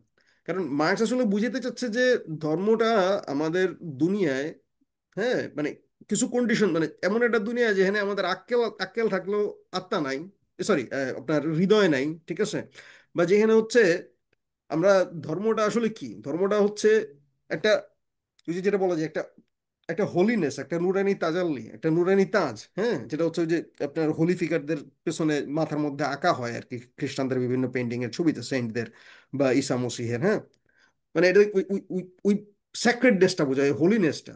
ওই হোলিনেসটা হচ্ছে ধরেন আসলে মানুষ যেই ভেল অফ টিয়ার্স বা মানুষের জীবনটা যে কারবালার মধ্যে মানুষ পার করতেছে, হ্যাঁ, সেই কারবালার মধ্যে যে হোলিনেসটা তার জন্য আছে সেটা হলো ধর্ম। ঠিক আছে, এটা পজিটিভ নেগেটিভের কিচ্ছু না, পুরো ব্যাপারটাই হচ্ছে ধরেন মানুষের নিজের সাথে নিজের যে একটা বিচ্ছিন্ন অবস্থা, হ্যাঁ, বা মানুষের যে একটা শোষিত যে অবস্থা, যে বাস্তবতা, সেইখানে ধর্মটা হচ্ছে তার কাছে হচ্ছে অন্টোলজিক্যালি যেভাবে আছে সেটাই হচ্ছে মার্কস আসলে বলতে চেয়েছে। এটা হচ্ছে আমি মানে এইভাবে হচ্ছে আমি কিন্তু মানে পড়ছি আর কি। ঠিক আছে, তো আমার মনে হয় না যে এটা আহ, ইয়ে হিসেবে পড়া যায়, কি বলে আপনার পজিটিভ বা নেগেটিভ অর্থে পড়া যায়। এটা বেসিক্যালি মানুষ যে রিয়ালিটির মধ্যে থাকে সেই রিয়ালিটির মধ্যে ধর্মের ভূমিকাটা কি, দ্যাটস হোয়াট। এবং মানুষ বলতে চেয়েছে যে ধর্মের ক্রিটিক সম্পূর্ণ করা বলতে তিনি যেটা বুঝাইতেছেন, খেয়াল করেন, সেটা হচ্ছে উনি শব্দটা ব্যবহার করছেন হচ্ছে আহ, আম, হুম, জনগণের মায়ামুখ সুখ, মায়াময় সুখ যে ধর্ম, তার আউফহেবুং হলো, এই আউফহেবুং কথাটার বাংলা করা হচ্ছে ধরেন বিনাশ।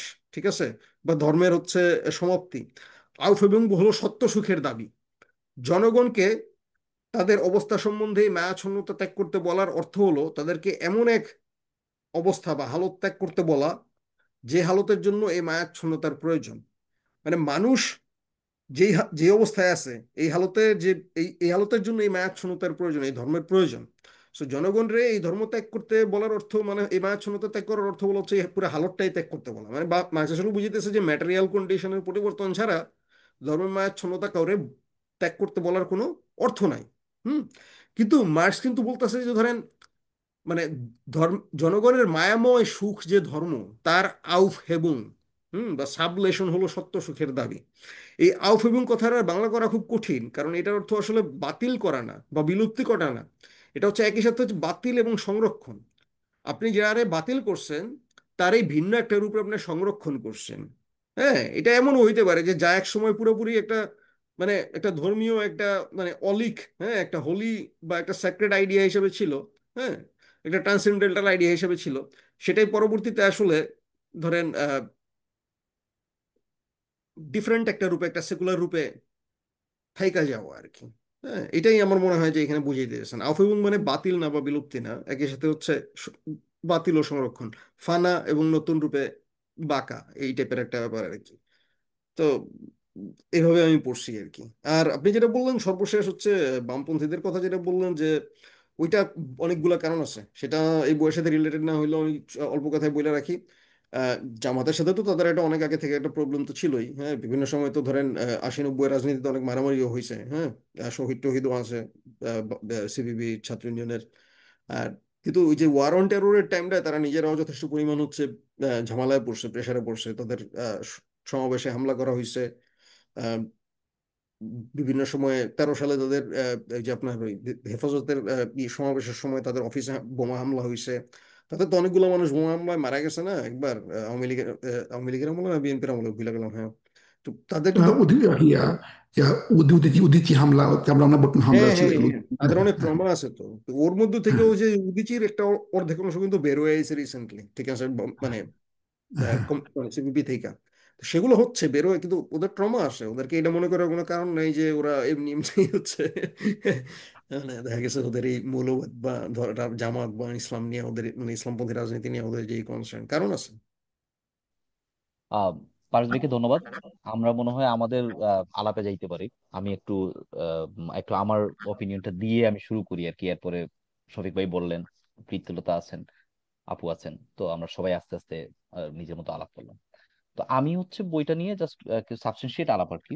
এবং আমার মানে ইয়েটা বলি একটু, এবং প্রেক্ষাপটটা তাইলে হচ্ছে হয়তো বা রুমি ভাইয়ের 3 নম্বর প্রশ্নের এক ধরনের উত্তরের জায়গা পাইতে পারি। কিংবা হচ্ছে এই বইটা কেন আমাদের জন্য গুরুত্বপূর্ণ হয়ে উঠলো, যেটা পারভেজ ভাই যেটা বলতেছেন যে এই বইটা আমাদের জন্য একটা বিশাল গুরুত্বপূর্ণ ভূমিকা পালন করছে। এবং এটা ভূমিকাতে কিছু হিন্স আসলে আসছে দেয়া, যে ফরাদ মজার যে বাস্তবতা আসলে বইটা লিখতেছিলেন, একটা বড় ইয়েটা হচ্ছে উনি আসলে প্রচুর আক্রমণের শিকার হচ্ছিলেন একটা সময়, যেটা হচ্ছে এবাদতনামা বইটা লেখার পরে। হ্যাঁ, এবাদতনামা বইটা লেখার পরে উনি, যেহেতু এবাদতনামায় হচ্ছে ধর্মতত্ত্বকে ডিল করার একটা বিশাল কোশেষ আছে, বলে এরপরে হচ্ছে এক ধরনের আহ সেকুলার বলতে আমরা যে মহলটা বুঝি সেখান থেকে উনাকে উনি ধর্মের দিকে ঝুঁকে গেছেন, কিংবা জঙ্গি হয়ে যাচ্ছেন, এই ধরনের একটা অভিযোগ আর থাকে। ফলে এবং এইটাও একটা বাস্তবতা আছে। বাস্তবতা হচ্ছে এই যে আহ, যে কারণে আসলে বাংলাদেশে আমি মনে করি যে বাংলাদেশের সিভিল সোসাইটি ধর্ম বিষয়ক এক ধরনের এই যে কট্টর একটা বিরোধী অবস্থান, যে আসলে ধর্ম এবং ধর্মনিরপেক্ষতা, ধর্মনিরপেক্ষতা না বলে আমি সেকুলারিজমই বলি তাহলে বেটার হবে, রিলিজিয়ন এবং সেকুলারিজম যে দুই মেরুর জিনিস হিসেবে কল্পনা করলো আর কি, এবং তার সাথে মুক্তিযুদ্ধের ইতিহাস জড়ায় গেল। এইটা আসলে 90 80 90 দশকের একটা সিভিল সোসাইটি একটা বাস্তবতা। একটা বাস্তবতা হচ্ছে এখানে আম, যেটা বারে বারে আসলে মজারের বইতে যে আক্ষেপটা আসতেছে, যে বামপন্থীদের কাছে যে কিভাবে আওয়ামী লীগ, মুক্তিযুদ্ধ, ধর্ম একাকার হয়ে উঠল। হ্যাঁ, এই বাস্তবতাটাকে আমি একটু খুলাসা করলে তাহলে মজারের ইয়েটা আর একটু ভালো করে বোঝা যাবে।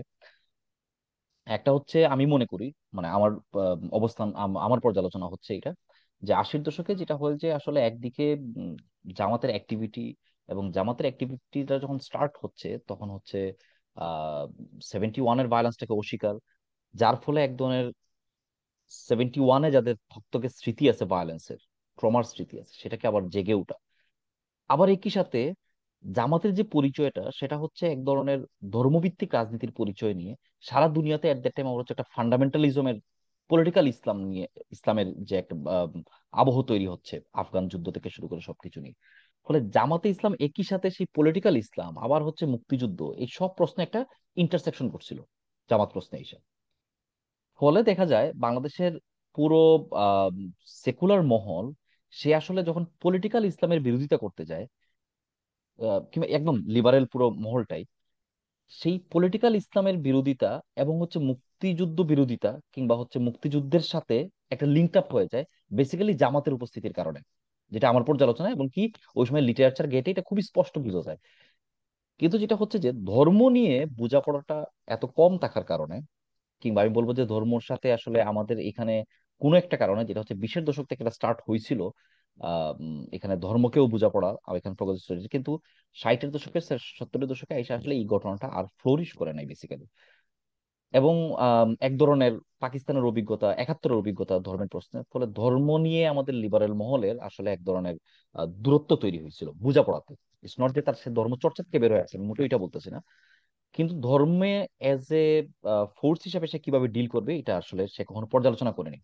ফলে সে যখন আসলে পলিটিক্যাল ইসলামের বিরোধিতা করতে গেছে, তার রেটরিক হয়ে উঠছিল এক ধরনের ইসলাম বিরোধিতা। এটা আমি বলি যে সে পলিটিক্যাল ইসলাম এবং হচ্ছে ইসলাম, এই দুটোর মধ্যে কোনো ফারাক ঘটাইতে পারেনি আসলে। হ্যাঁ, ফলে হচ্ছে সে আসলে মজহার যখন আহ ধর্মতত্ত্ব বিষয়ে আলাপ করা শুরু করেন, তখন মজহারকে কিভাবে অ্যাড্রেস করবেন, এইটা আসলে তার কাছে ইসলামী এই উপাদান মাত্রই মনে হয়েছিল যে এটা আসলে পলিটিক্যাল ইসলাম। তার কাছে ইসলাম মাত্রই মনে হচ্ছিল যে এটা আসলে বুঝি ওই জামাতে ইসলামী যে ইসলামটা বলতে চায়, কিংবা হচ্ছে এখানে ফান্ডামেন্টালিজম বলতে যে ক্যাটাগরিটা, সেটা যে ইসলাম বলতে চায় এটা বুঝি এরকমই কিছু। সো মজার বেসিক্যালি এই ব্যাকলেশ খেয়ে, হ্যাঁ, আহ, এবং এটা উনার বইতে খুবই স্পষ্ট যে উনি আসলে এই সিভিল সোসাইটির এই যে অভিজ্ঞতাটা মুন্না, সেই ব্যাকলেশ থেকে। জি। আমি কি একটু ছোট একটা কথা বলতে পারি?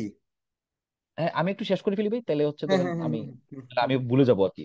হ্যাঁ হ্যাঁ, না ঠিক আছে। তো এই ব্যাকল্যাশটা হচ্ছে একটা প্রেক্ষাপট হিসেবে কাজ করছে মজহারের এই বইটা লেখার পিছনে, এবং যে কারণে উনি বারে বারে যেটা বলতেছেন যে আসলে কমিউনিস্ট হইলে তাকে যে নাস্তিক হইতে হয়, ইটস নট লাইক দ্যাট।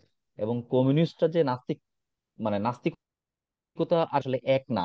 তো এটা বুঝেই যাচ্ছে যে একটা প্রেক্ষাপট ছিল যেখানে কমিউনিজম এবং হচ্ছে এথিজমকে এক ধরনের পাশাপাশি কিংবা একাকার করে ফেলার দুই পক্ষই, কমিউনিস্টদের পক্ষ থেকে যেরকম ছিল ঠিক তেমনি যারা কমিউনিস্ট বিরোধিতা করতেন তাদের পক্ষে একই ধরনের পারসেপশন ছিল কি কমিউনিজম আর এথিজম।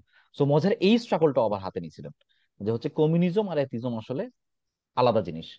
হ্যাঁ, এবং উনি যে বারে বারে মার্কস এবং এঙ্গেলসের হাত দিয়েছে, উনি নিজেও মার্কসিস্ট ছিলেন, নিজেও লেনিনিস্ট এবং মার্কসিস্ট, সেই জায়গা থেকে হচ্ছে ওনার এই ইয়েটা নিচ্ছেন। এইটা হচ্ছে আমার প্রথম যে হচ্ছে আসলে মজহারের কাছে কেন এই বিষয়টা এত গুরুত্বপূর্ণ হয়ে উঠলো, এবং এর সাথে আসলে কিভাবে এখানকার সিভিল সোসাইটির অভিজ্ঞতা, এর সাথে আবার উনি যে বারবার যখন অনেক সময় মুক্তিযুদ্ধের প্রশ্নটাও আসতেছে। কিন্তু আমি একটা জায়গায় ডিফার করব, এটা হচ্ছে মজা এই বইতে নাই, কিন্তু ওনার অন্যান্য বইতে আবার এটার সাথে এক ধরনের সাপ্লিমেন্টারি একটা ঘটনা থাকে। এটা হচ্ছে এরকম যে বাঙালি জাতীয়তাবাদ মাত্রই উনি ইসলাম বিদ্বেষী আকারে উপস্থাপন করতে চান। এটা কয়েকটা জায়গায় এরকম কিছু নমুনা আছে। তো এখানে আমার একটা অবজারভেশন হচ্ছে যে আসলে বাঙালি জাতীয়তাবাদের, মানে যেটা 60-এর দশকে ডেভেলপ করে তার যত নেতারা আছেন, হ্যাঁ, কিংবা যাদেরকে সেলিব্রেট করা হয় যে নেতাদেরকে, তাদের আসলে কথাবার্তা কিংবা তাদের মধ্যে আপনি ইসলামোফোবিটা এখন যে অর্থে বুঝি সেটা আসলে কখনোই পাবেন না, কিংবা তারা ধর্মটাকে আসলে সেকুলারিজমের বিরুদ্ধেও কখনো ভাবেননি। আমি একটা ছোট নমুনা বলি, তাহলে এই সংকটটা আরো ক্লিয়ারলি বোঝা যাবে। 72 সালে দুইটা বড় ডিবেট হয়। একটা হচ্ছে বুদ্ধিবৃত্তিক পরিসরে একটা ডিবেট হচ্ছে সেকুলারিজম নিয়ে, যেটা রাজশাহী বিশ্ববিদ্যালয় হয় 2 দিন ব্যাপী, পরে বই আকারে বের হয় হচ্ছে আলিয়া নরের সম্পাদনায়। এবং 72 সালে গণপরিষদে আর একটা ডিবেট হচ্ছে হচ্ছে সেকুলারিজম নিয়ে। সো রাজনৈতিক পরিসর এবং বুদ্ধিবৃত্তিক পরিসরে আমরা দুইটা ডিবেট পাই 72 সালে। তো একটা অদ্ভুত জিনিস খেয়াল করা যায় যে 72 সালে সেই ডিবেটে দেখা যায় যে রাজনৈতিক পরিসরে মানে গণপরিষদ যে ডিবেটটা হচ্ছে, সেখানে আবার সেকুলারিজম যে আনা হচ্ছে কিংবা সেকুলারিজমের শত্রু হিসেবে, সেকুলারিজমের অপোনেন্ট হিসেবে কাউন্টার হচ্ছে নট ধর্ম, ধর্মীয় দাঙ্গা এবং ধর্মের রাজনৈতিক অপব্যবহার। অপরপক্ষে 72-এ যখন হচ্ছে এখানে ইন্টেলেকচুয়াল সোসাইটি যখন হচ্ছে কাজ করতেছে, সে আবার সেকুলারিজমের বিপরীত হিসেবে ধর্মকেই কল্পনা করতেছে অধিকাংশ সময়। So, আমার একটা বড় প্রস্তাবনা, আমি যদি আমার এই রাজনৈতিক নেতাদেরকে, যাদেরকে আমি এখন জাতীয়তাবাদী রাজনীতি সেলিব্রিটি করি, তাদের যদি আসলে তাদেরকে যদি আমি বেসিক্যালি পলিটিক্যাল মানে থিওরিস্ট হিসেবে কল্পনা করি, তাহলে দেখবো যে তারা যে সেকুলারিজমে কল্পনা করেন সেটা আসলে বেসিক্যালি ইসলাম বিরোধী কিংবা ধর্ম বিরোধী না। বরঞ্চ তাদের কাছে সেকুলারিজমটা ছিল ওই সময় তার যে অভিজ্ঞতা, দাঙ্গার অভিজ্ঞতা, বিশেষ করে আমাদের এখানে সাতচল্লিশে এই গণপরিষদে যারা ছিলেন তাদের সবার দুটো অভিজ্ঞতা খুব প্রবল। একটা হচ্ছে সাতচল্লিশে দাঙ্গার অভিজ্ঞতা তাদের সবার আছে, মুজিব থেকে শুরু করে যতজন লিডার ছিলেন ওই সময়, এবং একাত্তরের অভিজ্ঞতা। So এই দুইটো অভিজ্ঞতা তাদেরকে আসলে সেকুলারিজমের দিকে নিয়ে গেছে। কারণ রাষ্ট্রের সাথে এই ধর্মীয় দাঙ্গা, ধর্মীয় রাজনৈতিক অপব্যবহারটাকে কেমনে রোধ করবেন, তাদের হাতে একটাই ইয়ে ছিল, কি জানি বলে এটার নাম, আমি বলি যে তাদের সামনে তখন একটাই পলিটিক্যাল ইডিওলজি ছিল, এটা হচ্ছে সেকুলারিজম আসলে এক্সিস্টিং, কিংবা রাষ্ট্র পরিচালনার নীতি হিসেবে যদি বলি একটাই ছিল সামনে ওই সময় ডোমিনেন্ট, সেকুলারিজম। এর বাইরে আসলে তাদের কাছে কিছু ছিল না। এখন আমরা বলতে পারি এটা ভাষা, ওইটা না হয় ওইটা হইলো কেন, সেটা আমরা বলতেই পারি এখন। কিন্তু এখন যে এটা ষড়যন্ত্র তত্ত্ব আকারে দেখানো হয় থাকে আর কি। ইভেন কখনো কখনো ফরহাদ মজহারও অনেক সময় বলেন যে এটা আমদানি করে জোর করে চাপায় দেয়া।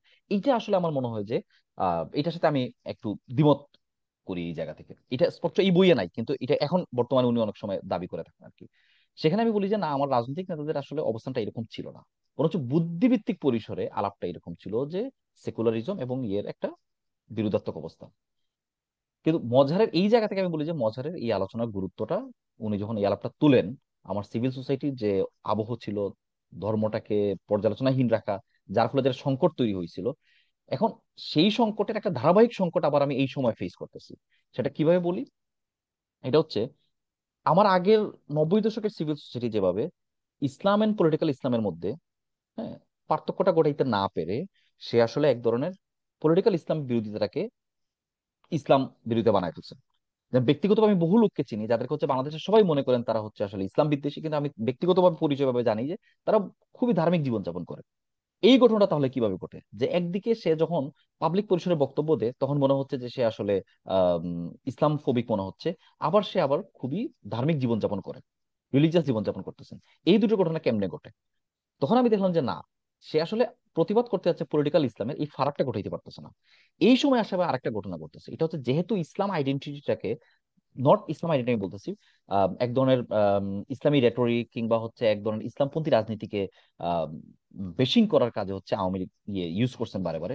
ফলে ইসলামকে কিংবা আমাদের সেকুলার সেই ভাষা বলয়ের এইসবের মাঝে ইসলামী যে কিংবা এখানকার আরো বলি যে বাঙালি মুসলমানের তার যে স্বাভাবিক ভাষা পরিচর্যা, ধর্ম, রীতিনীতি, এইগুলোকে আশ্রয় দেওয়ার আমরা যে কথাবার্তা বলছিলাম, এখন এসে আবার কিন্তু সেই ইসলাম আর পলিটিক্যাল ইসলাম এই দুটো কিন্তু আবার মার্চ করতেছে।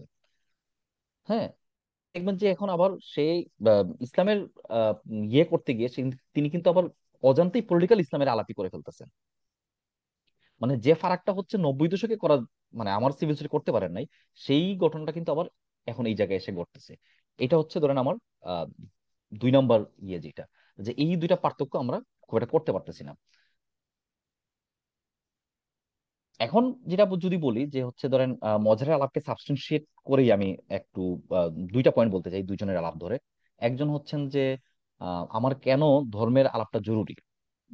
নাদের হাশমি নামে একজন, উনি কিছুদিন আগে ওনার একটা কাজ করতেছিলাম, ওনার পিএইচডিটা ছিল যে হচ্ছে একটা ধর্ম অধ্যুষিত এলাকায় যেখানে হচ্ছে কিনা সব মানুষ ধার্মিক, উনি ইসলাম নিয়ে ডিল করতেছিলেন।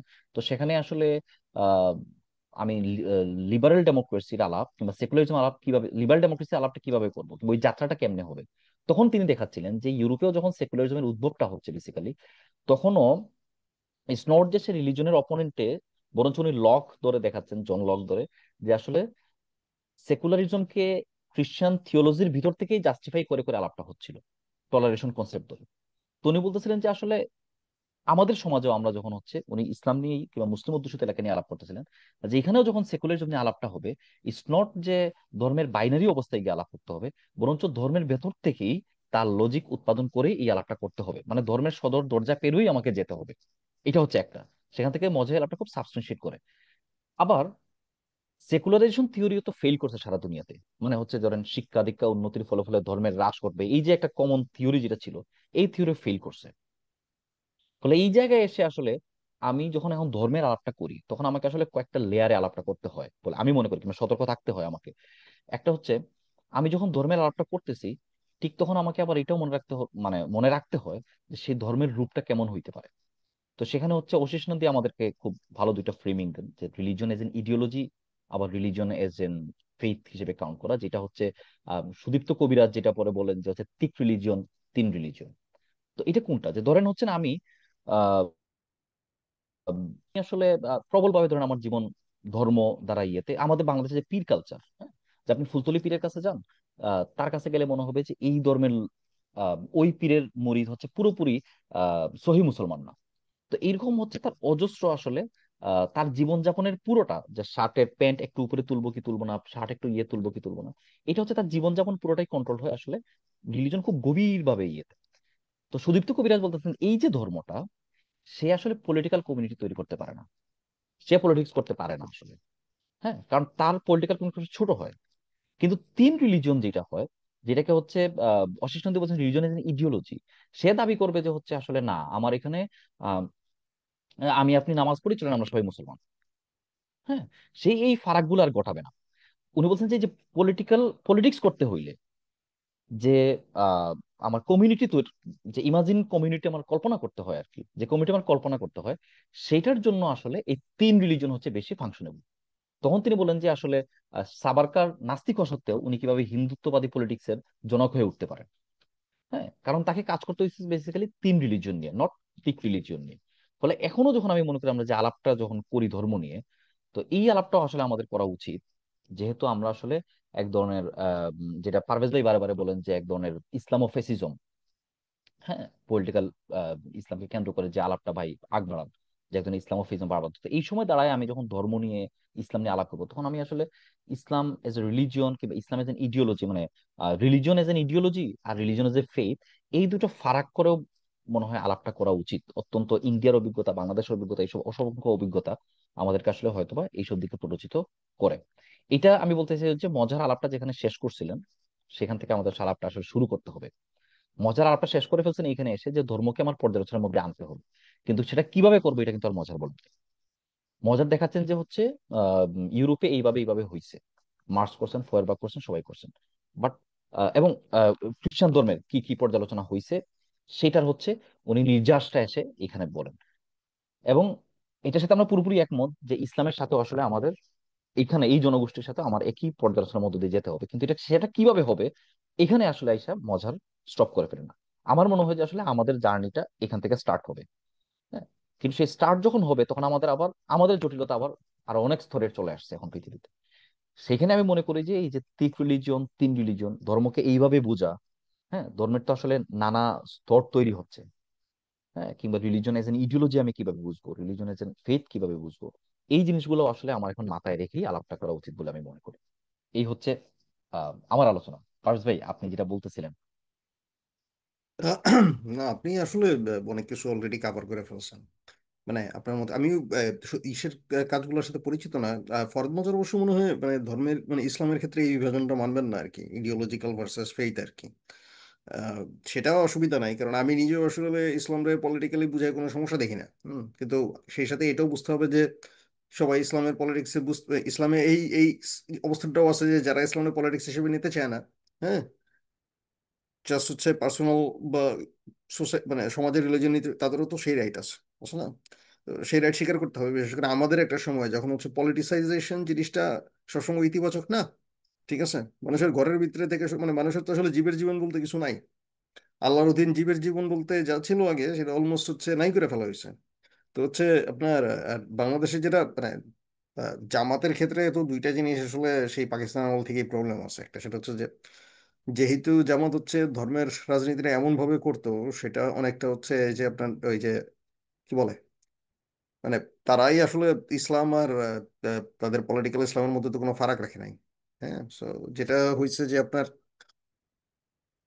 তারা যেভাবে হচ্ছে ইসলামটা ব্যাখ্যা করে তাতে তাদের দলের বাইরে যারা আছে সবাই ধরেন অমুসলমান, অমুসলিম। হ্যাঁ, মানে একটা তাদের মানে এই পলিটিক্যাল যে পজিশনটা এবং তাদের যে থিওলজিক্যাল পজিশনটা, এটার মধ্যে কোনো ফারাক নাই এবং না থাকার প্রবলেমের যেটা হয়েছে যে অন্যান্য ধর্মীয় সমাজের সাথে যেমন তাদের সেই পাকিস্তান আমল থেকে একটা দ্বন্দ্ব ছিল, আবার সাধারণ মুসলমান যারা বামপন্থী রাজনীতি করছে বা অন্য কোনো রাজনীতি করছে, আওয়ামী লীগ করছে, ন্যাপ করছে, তাদের সাথে তাদের একটা দ্বন্দ্ব তৈরি হয়ে গেছিল।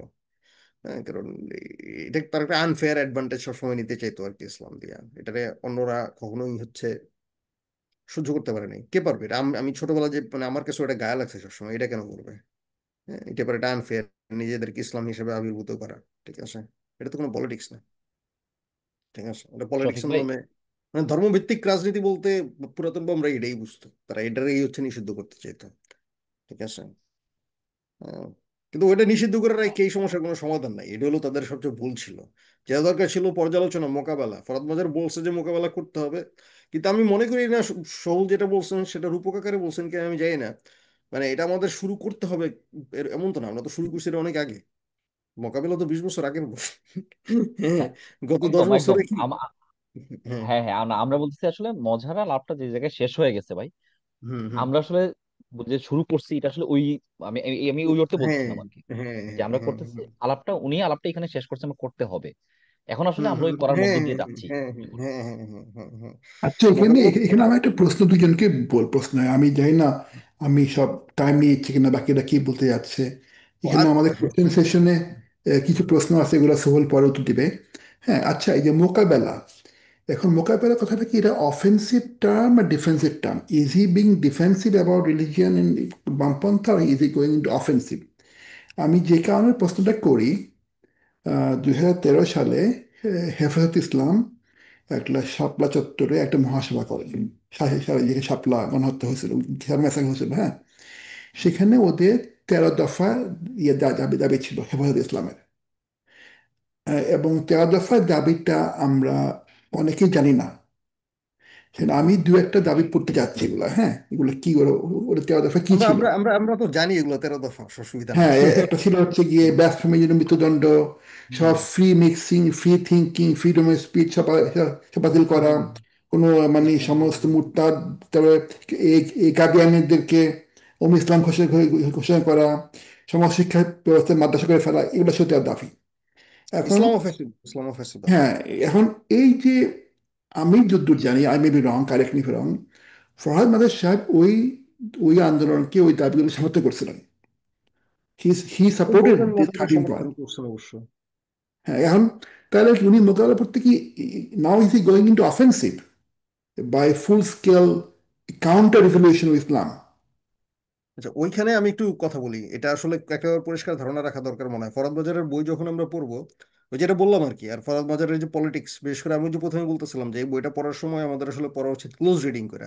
ঠিক আছে, এবং আমার মনে হয় যে, কারণ আমরা যদি ফরাদ বাজারের সামগ্রিক পলিটিক্সের সাথে চিন্তা করি, ওটা আমি ওই যে সোহেলের সাথে ওইটা বলতে নিছিলাম, ফরাদ বাজারের বিরুদ্ধে অন্যদের যে অভিযোগগুলো ছিল, সেই অভিযোগগুলো তো ধরেন আমরা অনেক, আমরা যারা শুরুতে ধরেন তার লেখাপত্র পড়ছি, একসময় সলিমুল্লাহ খান তো তার সাথে ছিল, এটা হয়তো জানেন। হ্যাঁ, সেটা ওই যে আহমদ সভার রাষ্ট্র সভার মধ্যে। কিন্তু পরে কিন্তু ফরাদ মাজারের সাথে মানে সলিমুল্লাহ খানের যে একটা বিভাজন হয়ে গেল, সেটা কিন্তু এই ইস্যু কেন্দ্র করেই ঘটছে। তো মোকাবেলাটার আমার লিমিটটা কি, আমি কোন জায়গায় মোকাবেলা করব? ফরাদ মাজার যেটা, মানে সে ওই যে একবার একটা বক্তব্য দিল যে ওই যে বোমা মারা, হ্যাঁ, মানে সে কোন একটা সন্ত্রাসীদের বোমার সাথে সে বোধহয় মুক্তিযোদ্ধাদের বোমার তুলনা তুলনা করছিল আর কি। ওইটার থেকেই দেখা গেছে যে তখন সলিমুল্লাহ খান আর ফরদ মাজার কিন্তু পুরো দুই দুই দিকে চলে গেলেন। তাই আমি মনে করি ফরদ মাজার সবসময় এই লিমিটটা উনি কখনো মেনটেন করেন নাই, এটা আমারও ওনার বিরুদ্ধে একটা সমালোচনা আছে।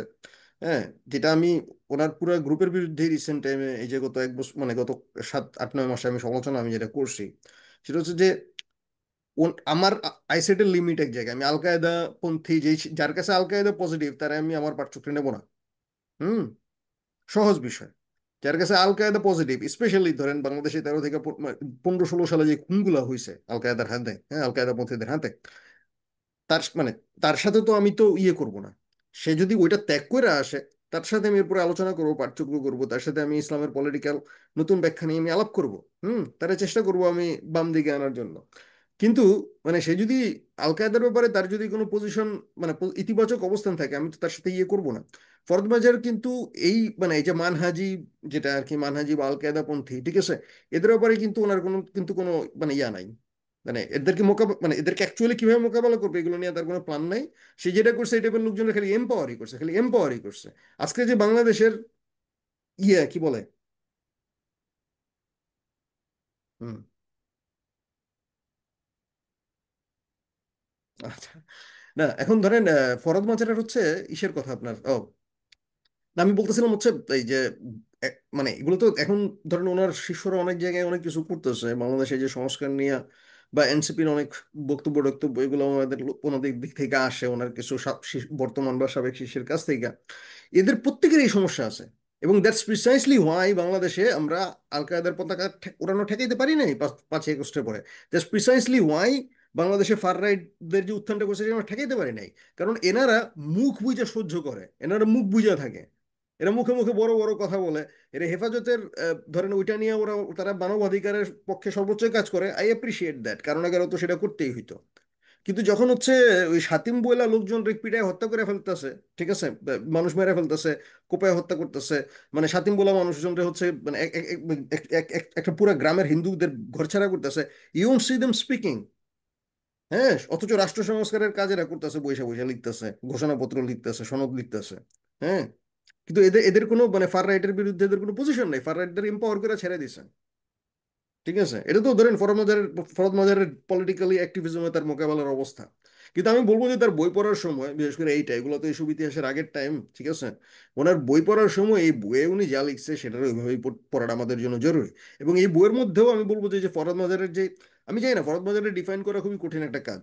হ্যাঁ, তারে আমি না পারি হচ্ছে ক্লাসিক্যাল মার্কসিস্ট হিসেবে ডিফাইন করতে, না পারি পোস্ট মডার্ন হিসেবে ডিফাইন করতে। কোনো কোনো ক্ষেত্রে তার খুবই পোস্ট মডার্ন প্রবণতা, বিশেষ করে যখন ওনার হচ্ছে সত্য অস্বীকার করার মানে একটা চূড়ান্ত সত্যের অস্বীকার করার দরকার পড়বে।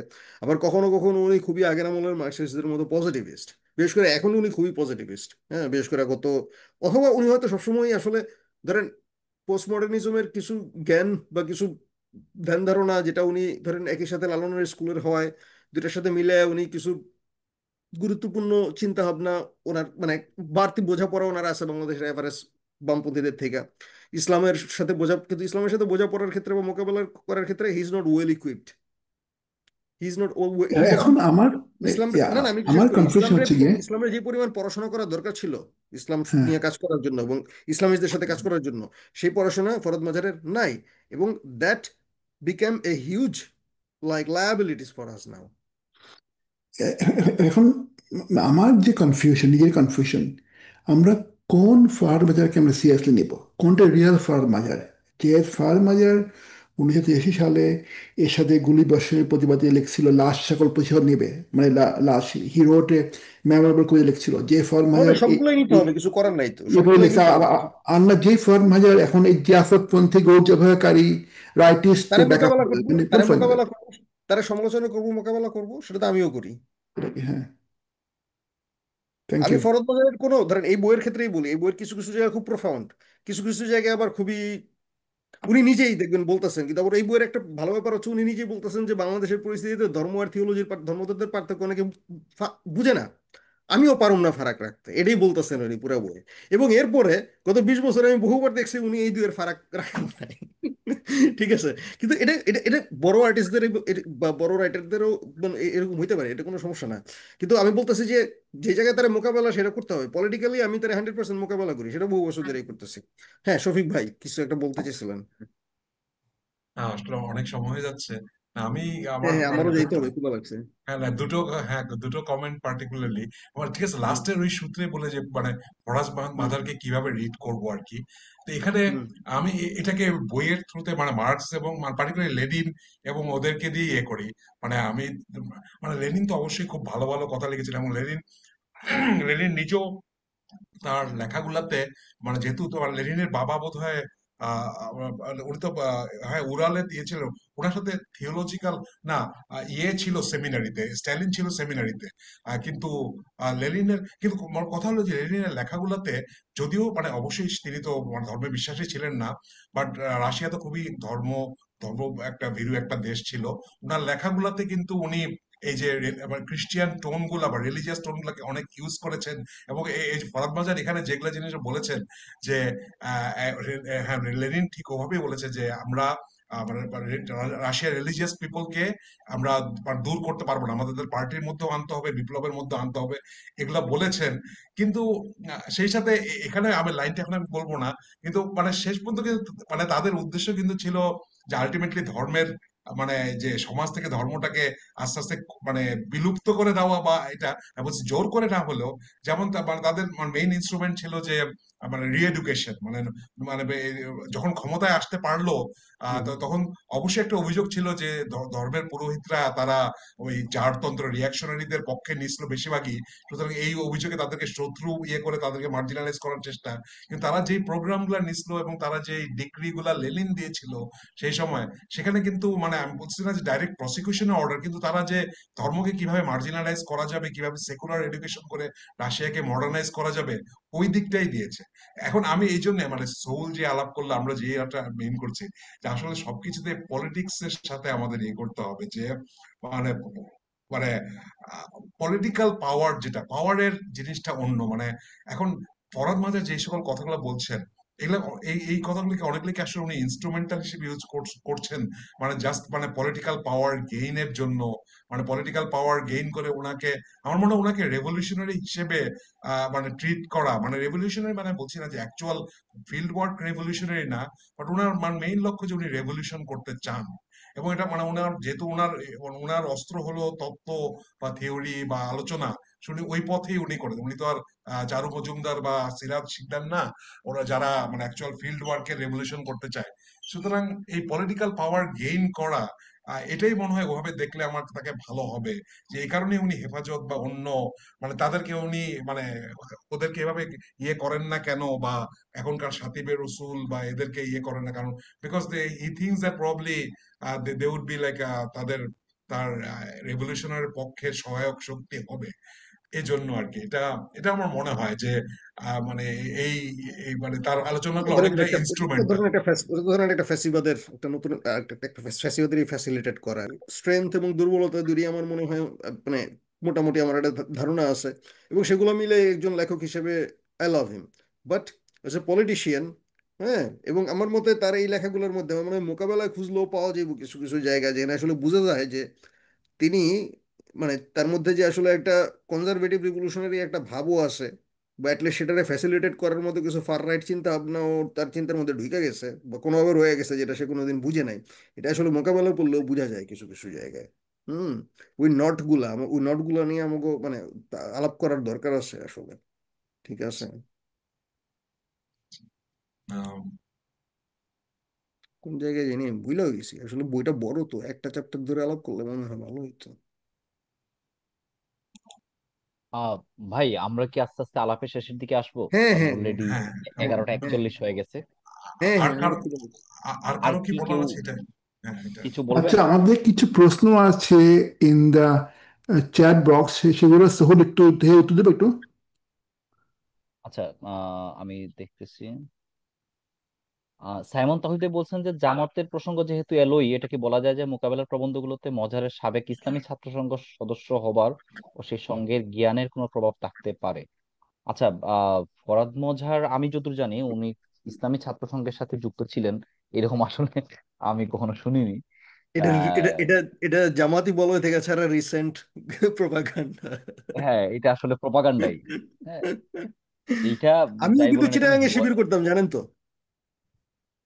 তাই নাকি? মানে এটাও জামাতি বলয় থেকে ছড়ানো একটা প্রপাগান্ডা ও আর কি। আচ্ছা আচ্ছা, তাই বলো, আচ্ছা।